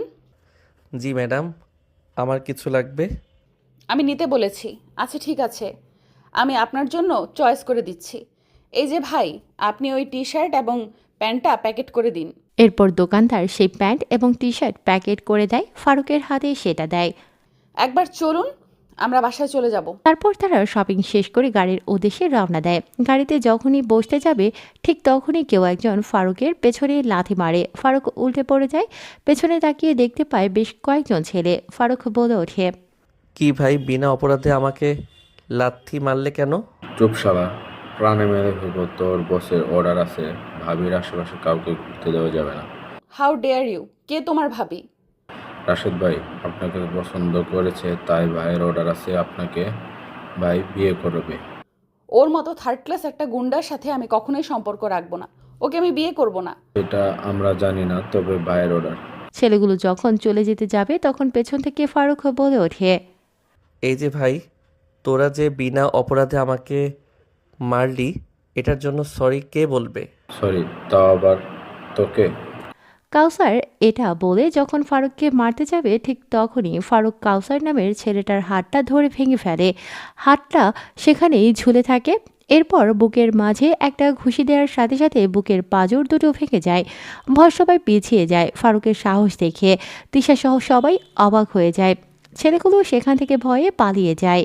তারপর ফারুক আর তিশা বাড়িতে চলে আসে। দেখতে দেখতে রাত হয়ে যায়। ফারুক বাসা থেকে বের হয়ে কিছুটা দূরে এসে দাঁড়াতেই একটা গাড়ি এসে থামে। গাড়িতে ফারুক চড়ে বসে। এরপর গাড়িটা চলে যায় তার নিজ গন্তব্যে। গোডাউনের দরজা খুলতেই চোখে আলো এসে পড়ে। ছেলেটা বলে ওঠে, হেসে ওঠে। সকলে কথা শুনে জোকারের মতো চুপসে যায় রিয়াজ বলে ওঠে। ছেলেটা আর কোনো কথা বলতে পারে না। পায়ে পা রেখে চেয়ারে বসে পড়ে সেই আগন্তুক। সিগারেট জ্বালায়। এরপর ও রিয়াদ নামের ছেলেটার চোখের ওপর থেকে সাদা রঙের কাপড়টা সরিয়ে দেয়। আগন্তুকটা বলে ওঠে, তুই আমাকে মারার জন্য পুরো শহরে খুঁজে চলেছিস, কিন্তু দেখ আমি তোর চোখের সামনে। এখন তো তুই চাইলে আমাকে মারতে পারিস, তাই না? মানে আমি হলাম সেই মেন্টাল ফারুক যাকে তুই পাগলের মতো খুঁজে চলেছিস। ছেলেটা এই কথা শুনে চমকে যায়। ভয়ে কয়েকটা শুকনো ঢুক গেলে আগন্তুকটা হেসে ওঠে। জ্বলন্ত সিগারেটটা রিয়াজ নামের ছেলেটার কানের ভিতরে ঢুকিয়ে দেয়। সাথে সাথে মাহবুবলে চিৎকার দিয়ে ওঠে রিয়াজ নামের ছেলেটা। তুই মেন্টাল ফারুককে মারার জন্য লোক লাগিয়েছিস। তুই জানিস না আমি কতটা ভয়ঙ্কর। কথাটা বলে ছেলেটার পরনে থাকা প্যান্টটা একটা ছুরি দিয়ে কেটে ফেলে। এরপর সেটাকে ছিঁড়ে ফেলে। পুরো নগ্ন হয়ে যায় ছেলেটা। পায়ের জ্যাং থেকে শুরু করে পায়ের তালু পর্যন্ত ধারালো অস্ত্র দিয়ে ছিঁড়ে ফেলে। দুভাগ হয়ে যায় পাটা। মুহূর্তের মধ্যে তাজা লাল রঙের রক্তের ঘ্রাণে মেতে ওঠে আগন্তুকটা। রক্তের ঘ্রাণ আর সুবাসে মাতাল হয়ে ওঠে। এরপর সেখানে ফ্রিজে ঠান্ডা বরফ ঢেলে দেয়। সাথে সাথে রক্তের সাথে বরফ পানি মিশে যেতে শুরু করে। শরীরে রক্তের মধ্যে জমে যেতে শুরু করেছে ক্ষত স্থান থেকে। আর রক্ত বের হয় না, রক্ত পড়া বন্ধ হয়ে গেছে। এরপর আগন্তুকটা সেখানে এক জ্বলন্ত গরম তার ঢুকিয়ে দিয়ে সেলাই করে দেয়। কথাটা বলে রিয়াদ নামের ছেলেটা কেঁদে ওঠে আর বলে ওঠে, এখন তাহলে বল তোর শাস্তি কি হতে পারে? এই শহরে একজনের রাজত্ব চলে, সেটা হচ্ছে এই মেন্টাল ফারুকের। হা হা, আমার সাথে কাজ করবে তুই তো বিশ্বাসঘাতক। আমি বিশ্বাসঘাতকদের জায়গা দেই না। কথাটা বলে ছেলেটার বুকের ওপর একটা পা রেখে গলার ওপর একটা ছুরি রেখে কয়েকটা টান দেয়াতেই গলা কেটে ফিনকি দিয়ে গল গল করে তাজা রক্ত বের হতে থাকে। ছেলেটা সেখানেই ছটফট করতে করতে শেষ নিঃশ্বাস ত্যাগ করে। এরপর ফারুক সেখানে উঠে দাঁড়ায়। ফারুকের পরিচয় তো আপনারা জেনে গিয়েছেন, তাই না? রোকন পাশে এসে বলে ওঠে, ঠিক আছে, ডিল ফাইনাল করিস। ঠিক আছে, তাহলে তো সমস্ত কিছু রেডি করে সময়টা জানিয়ে দিস। এরপর আগন্তুকটা আবারও সেখান থেকে সেই দামি লাক্সারিয়াস গাড়ি নিয়ে বেরিয়ে পড়ে তার নতুন গন্তব্যের উদ্দেশ্যে। কিছুক্ষণের মধ্যেই চলে আসে তিশাদের বাড়ির সামনে। এরপর গাড়ি থেকে নেমে গাড়ির গেট খুলে ভেতরে প্রবেশ করে। এই দৃশ্যটা ছাদের ওপর থেকে দেখে ফেলে তিশার আজকে ভালো লাগছে না, তাই সে আকাশে তারা দেখতে ছাদে গিয়েছে। ঠিক তখনই তার চোখ যায় ফারুকের দিকে। ফারুককে এত রাতে বাড়ির ভিতর প্রবেশ করতে দেখে তিশা ছাদ থেকে নেমে নিচে যায়। ফারুক যখন বাড়ির ভিতর প্রবেশ করে নিজের রুমে যাবে, ঠিক তখনই তিশা বলে ওঠে, এই যে মিস্টার ফারুক সাহেব, কোথায় গেছিলেন আপনি এত রাতে? আচমকা এরকম কারো কথায় শুনতে পেয়ে ফারুক পেছনে তাকিয়ে দেখতে পায় পেছনে দাঁড়িয়ে আছে তিশা আবার বলে ওঠে, কি হলো মিস্টার, আপনি কোথায় গিয়েছিলেন? না মানে ম্যাডাম, একটু বাইরে কাজ ছিল, তাই বাইরে একটু গিয়েছিলাম। রাত 11টার পর এই বাড়িতে প্রবেশ করা নিষেধ, আপনি জানেন না? ঠিক আছে ম্যাডাম, আর হবে না। এরপর ফারুক নিজের রুমে চলে যায়। তিশা নিজের রুমে চলে যায়। দেখতে দেখতে সকাল হয়ে যায়। সকালে সবাই রেডি হয়।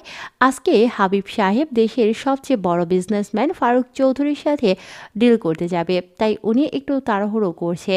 তিশা এটা দেখে বলে ওঠে, বাবা কি হয়েছে তোমার, তুমি এত তাড়াহুড়ো করছো কেন? তেমন কিছু না, একটা ডিল ফাইনাল করতে হবে তো, তাই একটু তাড়াহুড়া। তুই খেয়েই ফারুকের সাথে কলেজে চলে যা।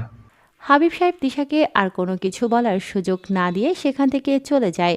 এরপর ফারুক সেখানে এসে উপস্থিত হয়। ফারুকও সবার সাথে নাস্তা করে। এরপর তিশাকে নিয়ে কলেজের উদ্দেশ্যে রওনা দেয়। গাড়িতে যেতে যেতে দুজনে গল্প করতে থাকে। এক পর্যায়ে কলেজে পৌঁছে যায়। গাড়ি থেকে নামে তিশা। ফারুক গাড়ি পার্কিং করে। এরপর গাড়ি থেকে নামে। তারপর তিশাদের কাছে যায় আর সেখানে গিয়ে বলে ওঠে, ম্যাডাম, আমার একটা জরুরি কাজ পড়েছে, আমাকে একটু বাইরে যেতে হবে। আমি গাড়িটা পার্কিং করে দিয়েছি। আপনার তো কলেজ ছুটি আরও 2 ঘন্টা সময় বাকি আছে, আমি ততক্ষণে চলে আসব। ঠিক আছে, তাহলে তুমি গাড়িটা নিয়ে যাও। না মানে ম্যাডাম, আমি বলছি তো তুমি নিয়ে যাও। ধন্যবাদ ম্যাডাম। ফারুক যখন সেখান থেকে চলে যেতে যাবে, ঠিক তখনই ইভা বলে ওঠে।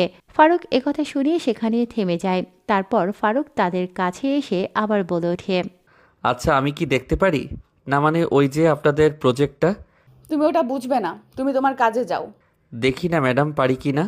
এরপর ইভা ফারুকের হাতে সেই ফাইলটা দেয়। ফারুকে এটা দেখে ইভার কাছ থেকে একটা কলম নিয়ে গাড়ির উপরে ফাইলটা রেখে এক এক করে সমস্ত ঘর পূরণ করতে থাকে।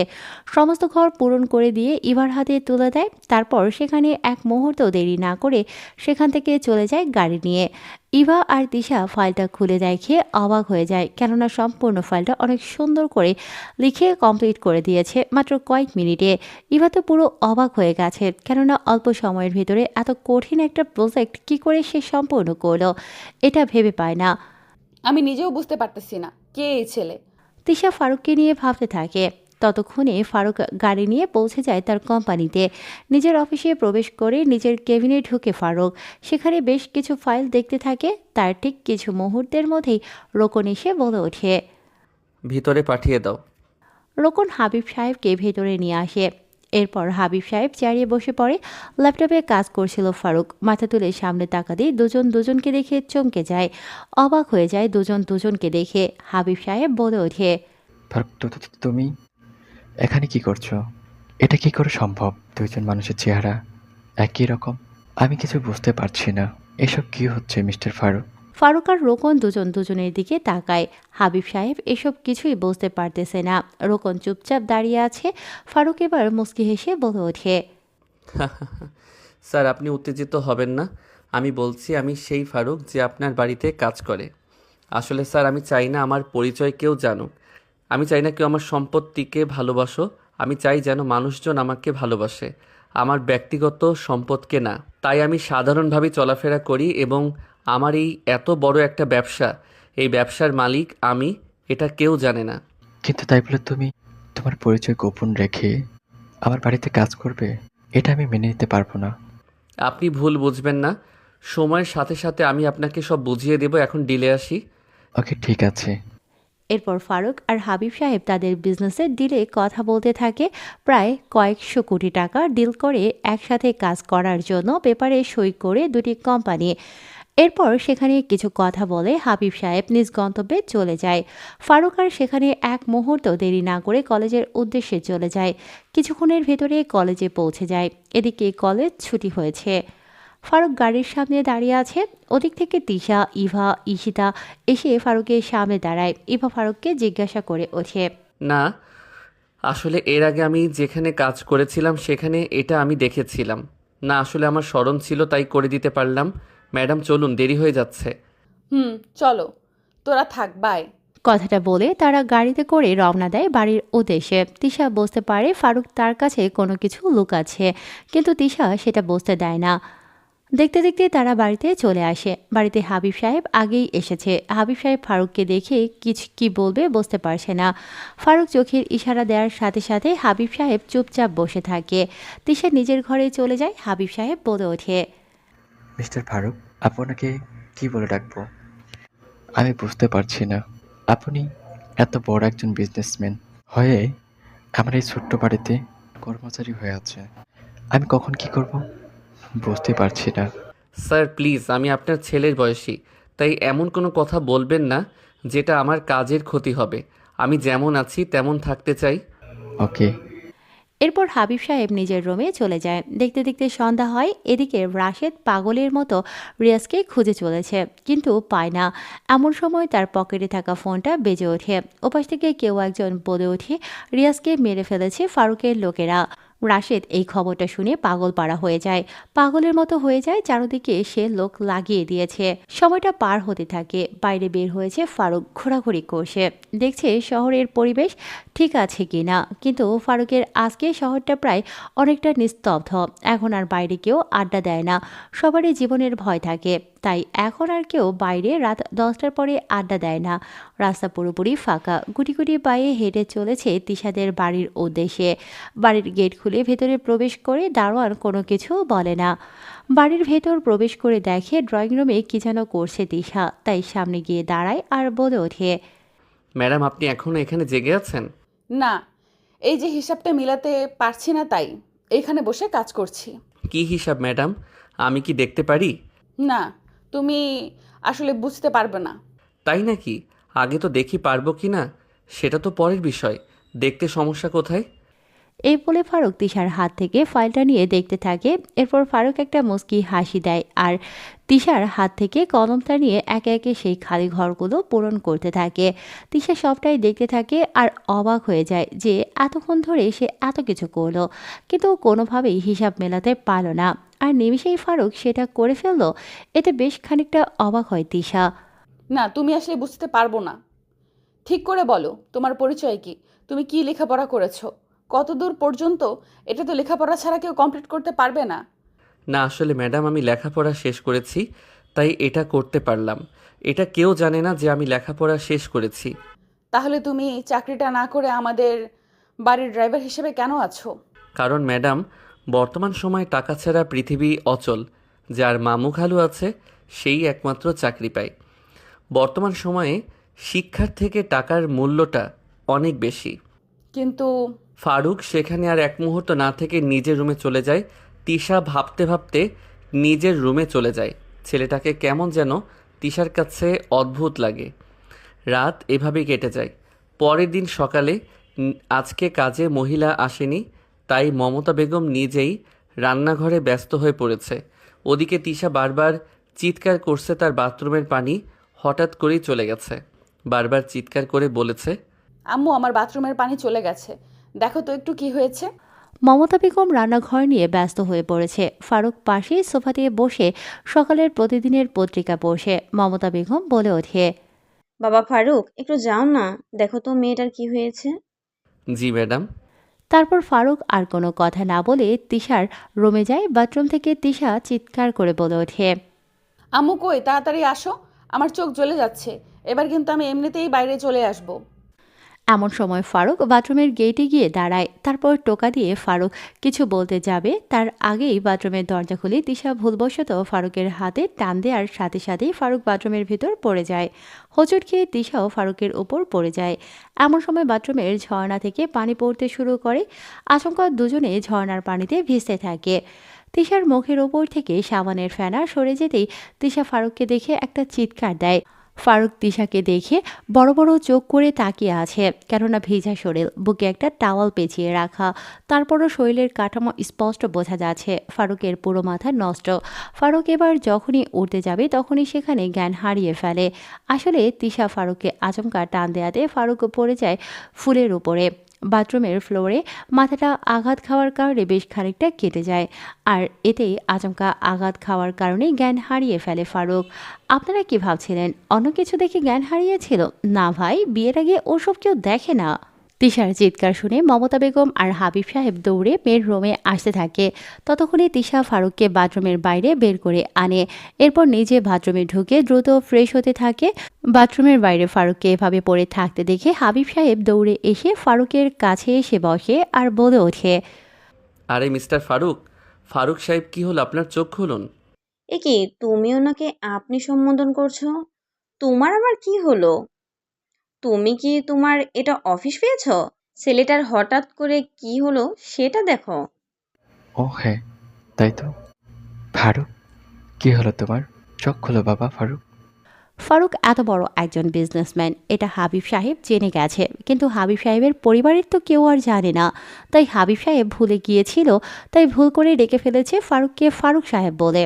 ওদিকে তিশা দ্রুত ফ্রেশ হয়ে কোনো রকমে কাপড় পরে বাথরুম থেকে বের হয়। তিশাকে বের হতে দেখে মমতা বেগম বলে ওঠে, কিরে মা, কি হয়েছে? ছেলেটা হঠাৎ করে জ্ঞান হারিয়ে ফেললো কি করে? না আসলে মা, কি ওই ওই করছিস? আরে ওর তো মাথা থেকে রক্ত বের হচ্ছে, তুই ডাক্তারকে ফোন কর। মমতা বেগম দ্রুত ডক্টরকে ফোন করে। এরপর ফারুককে সবাই ধরে তিশার বেডরুমে শুইয়ে দেয়। ফারুকের তখনও জ্ঞান ফেরেনি। ডক্টর সাহেব কিছু সময়ের ভেতরেই চলে আসে। এরপরে এসে ফারুকের মাথায় ব্যান্ডেজ করে দেয়। তারপর একটা ইঞ্জেকশন দেয়। ঠিক কিছুক্ষণ পরে জ্ঞান ফিরে ফারুক মিটমিট করে চোখ খুলতেই বলে ওঠে, ম্যাডাম, আমি কিছু দেখিনি। তিশা এবার দৌড়ে গিয়ে ফারুকের মুখে হাত দেয়। ফারুক কথা বলতে পারে না। সবাই এটা দেখে অবাক হয়ে যায়। মমতা বেগম বলে ওঠে, কি হয়েছে বাবা তোমার? তুমি এমন করছো কেন? তিশা, সত্যিকার বল, এখানে কি হয়েছে? বাবা, তেমন কিছু হয়নি, আগে ডাক্তার যাক তারপর।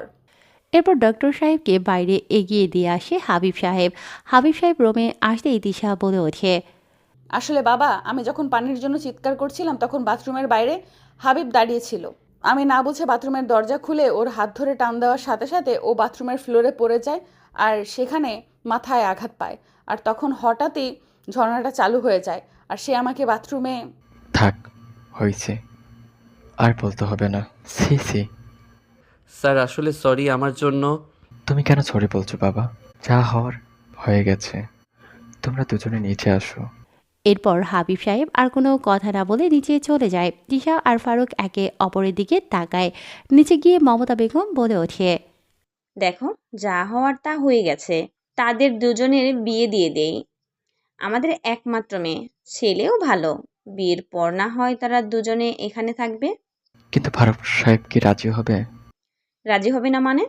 আমার মেয়েকে দেখতে কম সুন্দর, শিক্ষিত, তাছাড়া এত বড় বাড়ি, সম্পত্তি, কেন রাজি হবে না?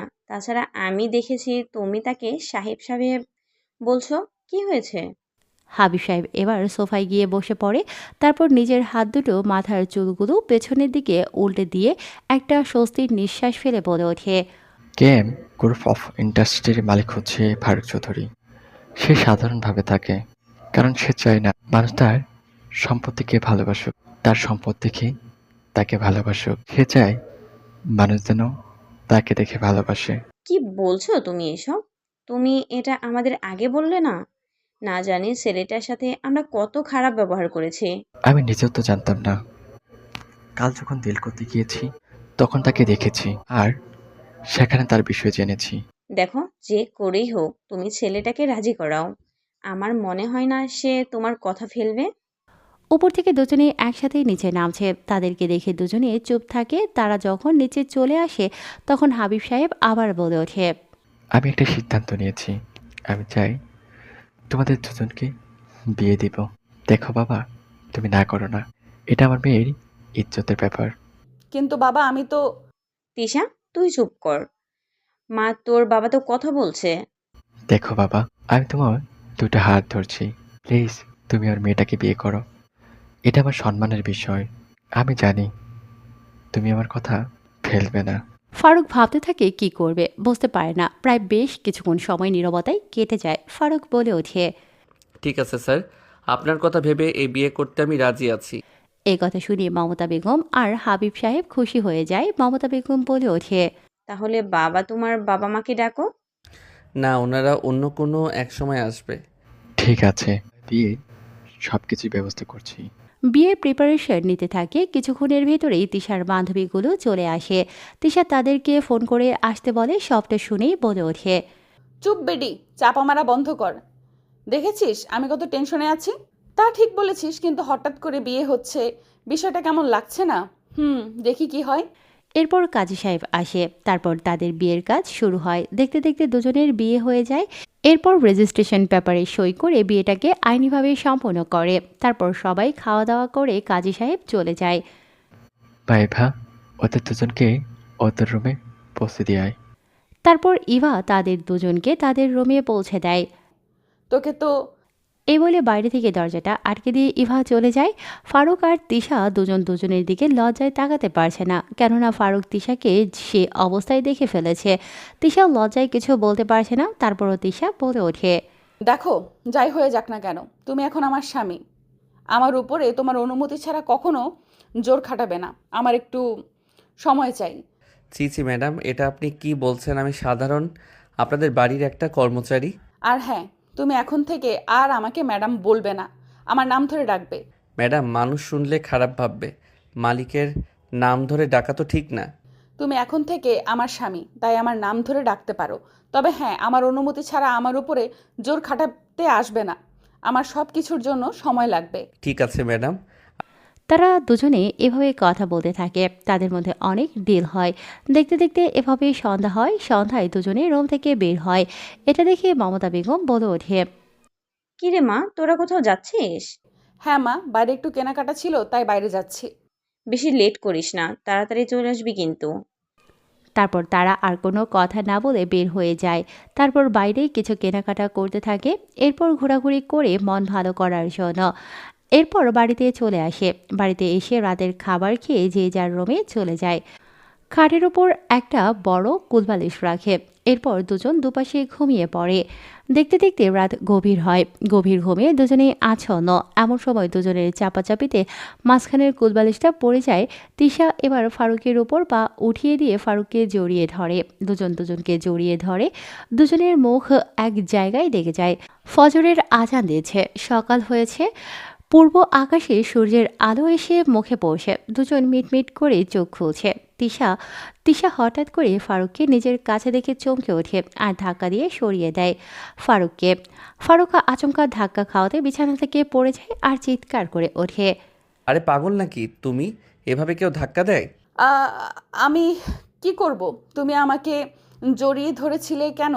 ও হ্যালো, আমি তোমাকে জড়িয়ে ধরিনি, বরং তুমি নিজেই আমাকে জড়িয়ে ধরেছো। সো নিজের দোষ আমার ঘাড়ে দিবা না।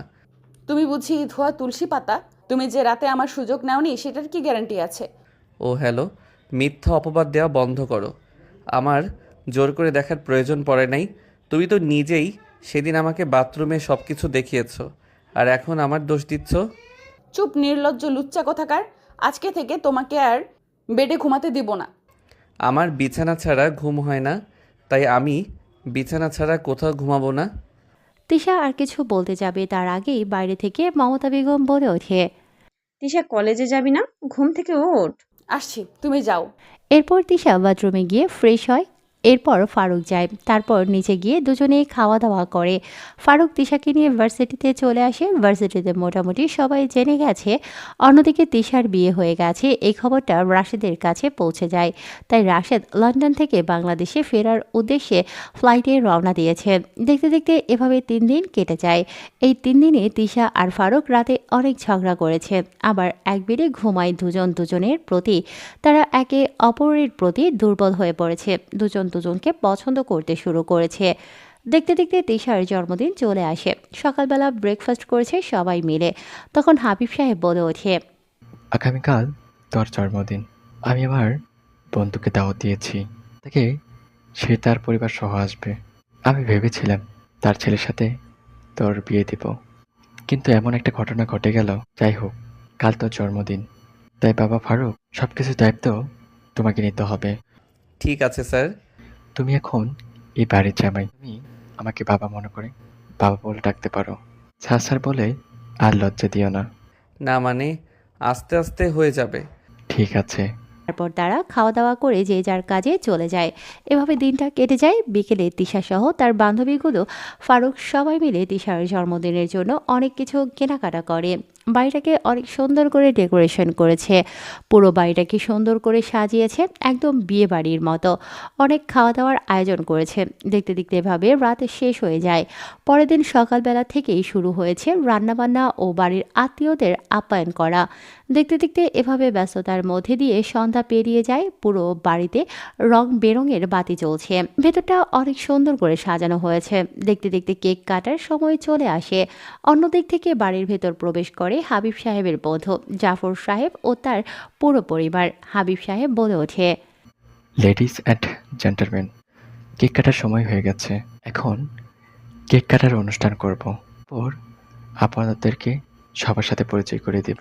তিশা মা, এদিকে আয়। এরপর তিশা সেখানে যায়। তারপর কেক কাটে। তারপর এক এক করে সবাইকে খাইয়ে দেয়। সেখানে উপস্থিত ছিল না ফারুক। ফারুক একটু দূরে দাঁড়িয়েছিল, সে কাজে ব্যস্ত ছিল। কেক কাটার পর্ব শেষ হলে হাবিব সাহেব বলে ওঠে, আমি পরিচয় করে দিচ্ছি, আমার বন্ধু জাফর সাহেব। দেশের একজন টপ বিজনেসম্যান এবং শিক্ষামন্ত্রী। আশা করি সবাই ওনাকে চিনতে পেরেছেন। জাফর সাহেব নামটা শুনতেই ফারুক চমকে ওঠে। ঠিক তখনই হাবিব সাহেব বলে ওঠে, ঠিক সেই সাথে আমি পরিচয় করে দিতেছি আমার একমাত্র মেয়ের হাজব্যান্ডের সাথে। এই কথা শুনে সবাই অবাক, কেননা তাদের বিয়ে। কিরে, তোর মেয়ের বিয়ে দিয়েছিস, অথচ আমি জানি না। আর আমার কথা ছিল তুই আমার ছেলের সাথে তাকে বিয়ে দিবি। আসলে বন্ধু, বিষয়টা একটা সমস্যা হয়েছিল, তাই তোকে সবটা পরে বলছি। তার আগে তোকে আমার জামাইয়ের সাথে পরিচয় করিয়ে দিই। বাবা ফারুক, তুমি একটু এদিকে আসো। ফারুক তখনও কোনো কিছু বুঝে উঠতে পারেনি। ফারুককে ডাকার পর ফারুক মাথা নিচু করে গুটি গুটি পায়ে সামনে এগিয়ে যাচ্ছে।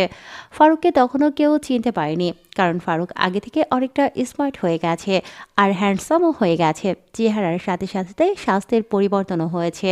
ফারুক যখন হাবিব সাহেবের সামনে গিয়ে দাঁড়ায় তখন হাবিব সাহেব বলে ওঠে, তো এই হচ্ছে আমার একমাত্র মেয়ের হাজবেন্ড ফারুক। এরপর তারা যখন দুজন একে অপরের দিকে তাকাতে যাবে ঠিক তখনই অবাক হয়ে যায়। দুজন দুজনের দিকে এক দৃষ্টিতে তাকিয়ে আছে।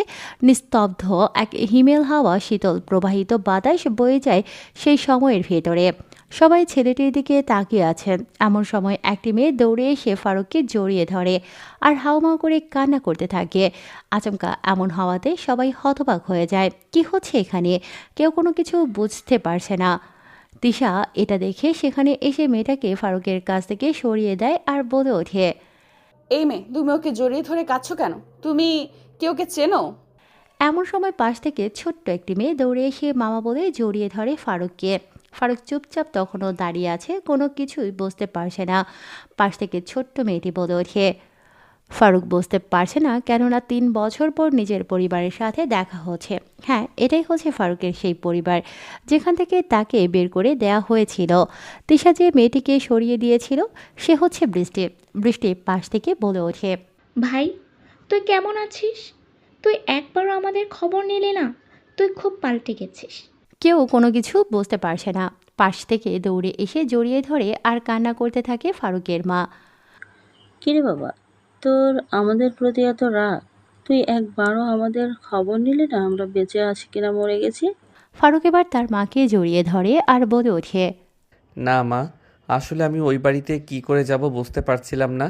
তাছাড়া নিজের ক্যারিয়ার নিয়ে খুব ব্যস্ত ছিলাম, তাই সেই শহরে আর যাওয়া হয়নি। তোমাদের অনেক মিস করেছি।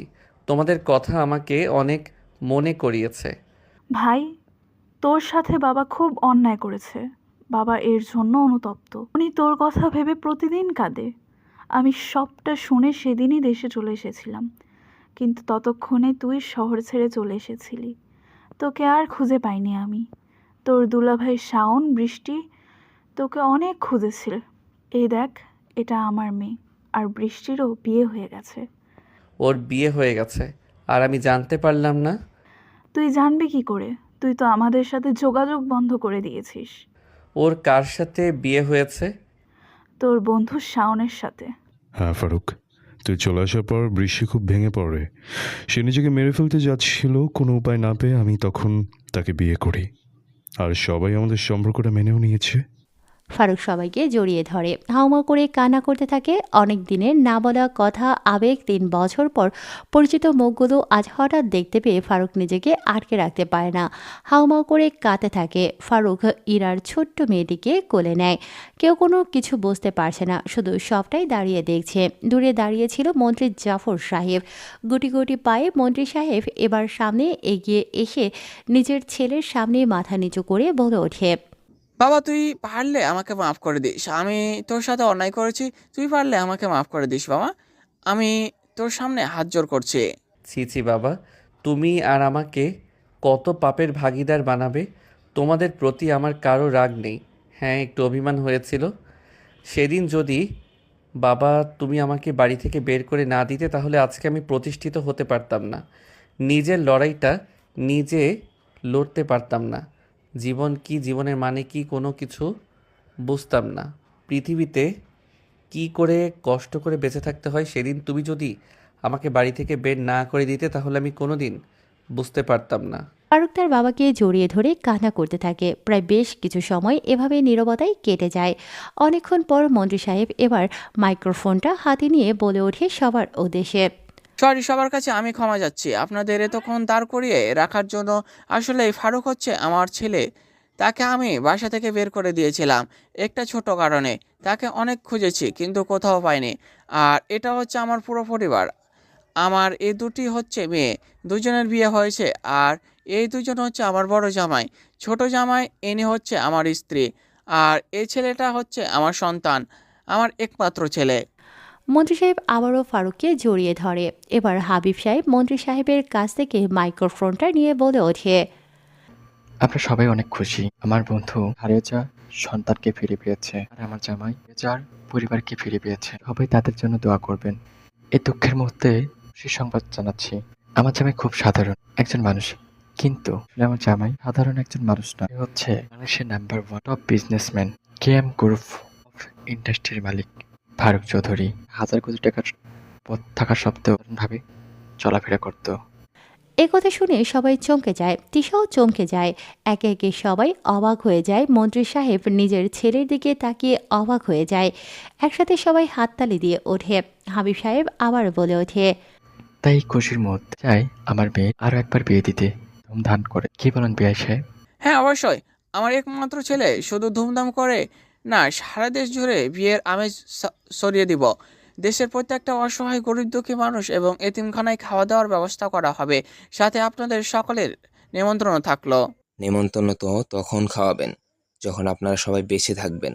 হঠাৎ করে আচমকা এমন কারো কথা শুনে দরজার দিকে তাকাতেই দেখে 15-20 জন ছেলে বন্দুক হাতে ভেতরে প্রবেশ করছে। হাবিব সাহেব রাশেদকে দেখে বলে ওঠে, রাশেদ, তুই এখানে? তোর সাহস হয় কি আমার বাড়িতে আসার? আবে চুপ! এই রাশেদ যখন যেখানে ইচ্ছা করে সেখানেই প্রবেশ করে, তার প্রবেশ করার জন্য পারমিশনের প্রয়োজন হয় না। তোকে আমি পুলিশে দেব। পুলিশ আমার কিছুই করতে পারবে না, তোর মেয়েকে তুলে নিয়ে যেতে এসেছি। তিশা ফারুকের পেছনে লুকায়, হাতটা শক্ত করে চেপে ধরে তিশা। রাশেদ এবার ফারুকের সামনে দাঁড়ায়। তারপর তিশার হাতটা যখনই ধরতে যাবে তখনই ফারুক রাশেদের হাতটা ধরে বুক বরাবর লাথি মারে। লাথি খেয়ে বেশ খানিকটা দূরে ছিটকে গিয়ে পড়ে। রাশেদ এটা দেখে তার ছেলেগুলোকে যখনই সামনে এগোতে যাবে ঠিক তখনই পরপর বেশ কয়েকটা গরম বুলেটের শব্দে জায়গাটা আতঙ্কে মুখরিত হয়ে ওঠে। হঠাৎ করে হলুদ পোশাক পরিহিত 40 থেকে 50 জন প্রবেশ করে, তারপর সবাইকে ঘিরে ফেলে। এরপর কোনো কথা ছাড়াই সবাইকে সেখান থেকে বের করে নিয়ে যায়। কেউ কোনো কিছু বুঝে ওঠার আগেই সবাই সেখান থেকে চলে যায়। এতক্ষণ কি হলো কেউ কোনো কিছু বুঝতে পারল না। ফারুক এবার বলে ওঠে, আপনাদের সবাইকে অনেক ধন্যবাদ। আমি আমার পরিবারকে ফিরে পেয়েছি, সাথে আমার প্রিয় মানুষটাকে আমার করে পেয়েছি। একথা শুনে তিশা একটু লজ্জা পায়। তাই সবাই অবশ্যই খাওয়া দাওয়া করে যাবেন আর আমাদের জন্য দোয়া করবেন, আমি যেন বাকি সময়টা আমার পরিবারের সাথেই কাটাতে পারি। এরপর সবাই যে যার মতো খাওয়া দাওয়া করে। ফারুক তিশাকে সবার সাথে পরিচয় করিয়ে দেয়। একে একে সবাই পরিচয় হতে থাকে। তিশা দেখতে ভীষণ মিষ্টি। ফারুকের মা বলে ওঠে, মাশাআল্লাহ, আমার ছেলের পছন্দ আছে বলতে হবে। আমার একমাত্র ছেলে, মা খুব যত্ন করে আগলে রাখবে, তার যেন কষ্ট না হয়। এখন থেকে আমার এই পাগল ছেলেটাকে সামলানোর দায়িত্ব তোমার। আপনি কোনো চিন্তা করবেন না, আমার প্রতি আপনাদের দোয়া থাকলে অবশ্যই আমি পারবো।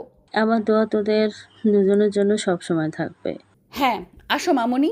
এরপর তিশা ছোট্ট মেয়েটিকে কোলে নিয়ে আদর করতে থাকে। দেখতে দেখতে এইভাবে একে একে সমস্ত অতিথি চলে যায়। খাওয়া দাওয়া করে শেষ করে সবাই যে যার মতো ঘুমোতে চলে যায়। রাতে যখন রুমে প্রবেশ করে ফারুক, তখন তিশা ফারুকের শার্টের কলার চেপে ধরে বলে ওঠে, তার মানে তুমি আমার কাছে সব মিথ্যা বলেছ? তোমার এত কিছু থাকা সত্ত্বেও তুমি সাধারণ মানুষের মতো থাকতে? ফারুক কোনো কথা ছাড়াই তিশার কোমরে হাত রেখে নিজের সাথে চেপে ধরে। এরপর ঘাড়ে একটা কিস করে বলে ওঠে, জি ম্যাডাম, কারণ আমি চেয়েছিলাম কেউ আমার ব্যক্তিত্বকে না, আমাকে ভালোবাসবে। আমার সম্পত্তি কেন, আমার সম্পত্তি থেকে আমি যেন তার কাছে মূল্যবান হই। তাই বুঝি? তা আপনি আমাকে বিয়ে করে কি বুঝলেন? এখনও তো কিছুই করতে পারিনি, বুঝবো কি করে? লুচ্চা কোথাকার! এইসবের আশা ছেড়ে দাও, সেটা তুমি পাবা না। তাই নাকি? আমি চাইলে কিন্তু জোর করে আদায় করতে পারি। কেউ জোর করবে আর আমি বুঝি দেখে থাকবো, তাই না? এত সোজা না মিস্টার ফারুক সাহেব। সো এখন আপনি সোফায় ঘুমাতে যান। নো, এটা তো আর হচ্ছে না। এখন আমার মন চাইছে আমার বউকে একটু আদর করতে, তাই এখন আমি আমার বউকে আদর করব। তিশা কিছু বলতে যাবে তার আগেই ফারুক তিশাকে খাটে ফেলে দিয়ে চেপে ধরে।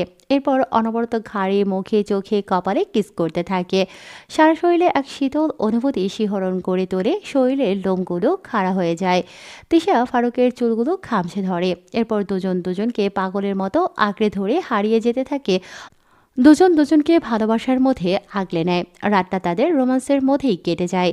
পরের দিন সবাই সিদ্ধান্ত নেয় 2 দিন পর তাদের বিয়ে হবে। তাই ফারুক ও তার পরিবার সেখানে থেকে ফারুকের সুন্দর বাংলো বাড়িতে চলে আসে। বিশাল বড় বাড়ি, অনেক গার্ড, সুন্দর একটা বাগান রয়েছে, সুইমিং পুল, অনেকগুলো গাড়ি। মন্ত্রী সাহেবের থেকেও যেন অনেক সয় সম্পত্তি করে সাম্রাজ্য গড়ে তুলেছে।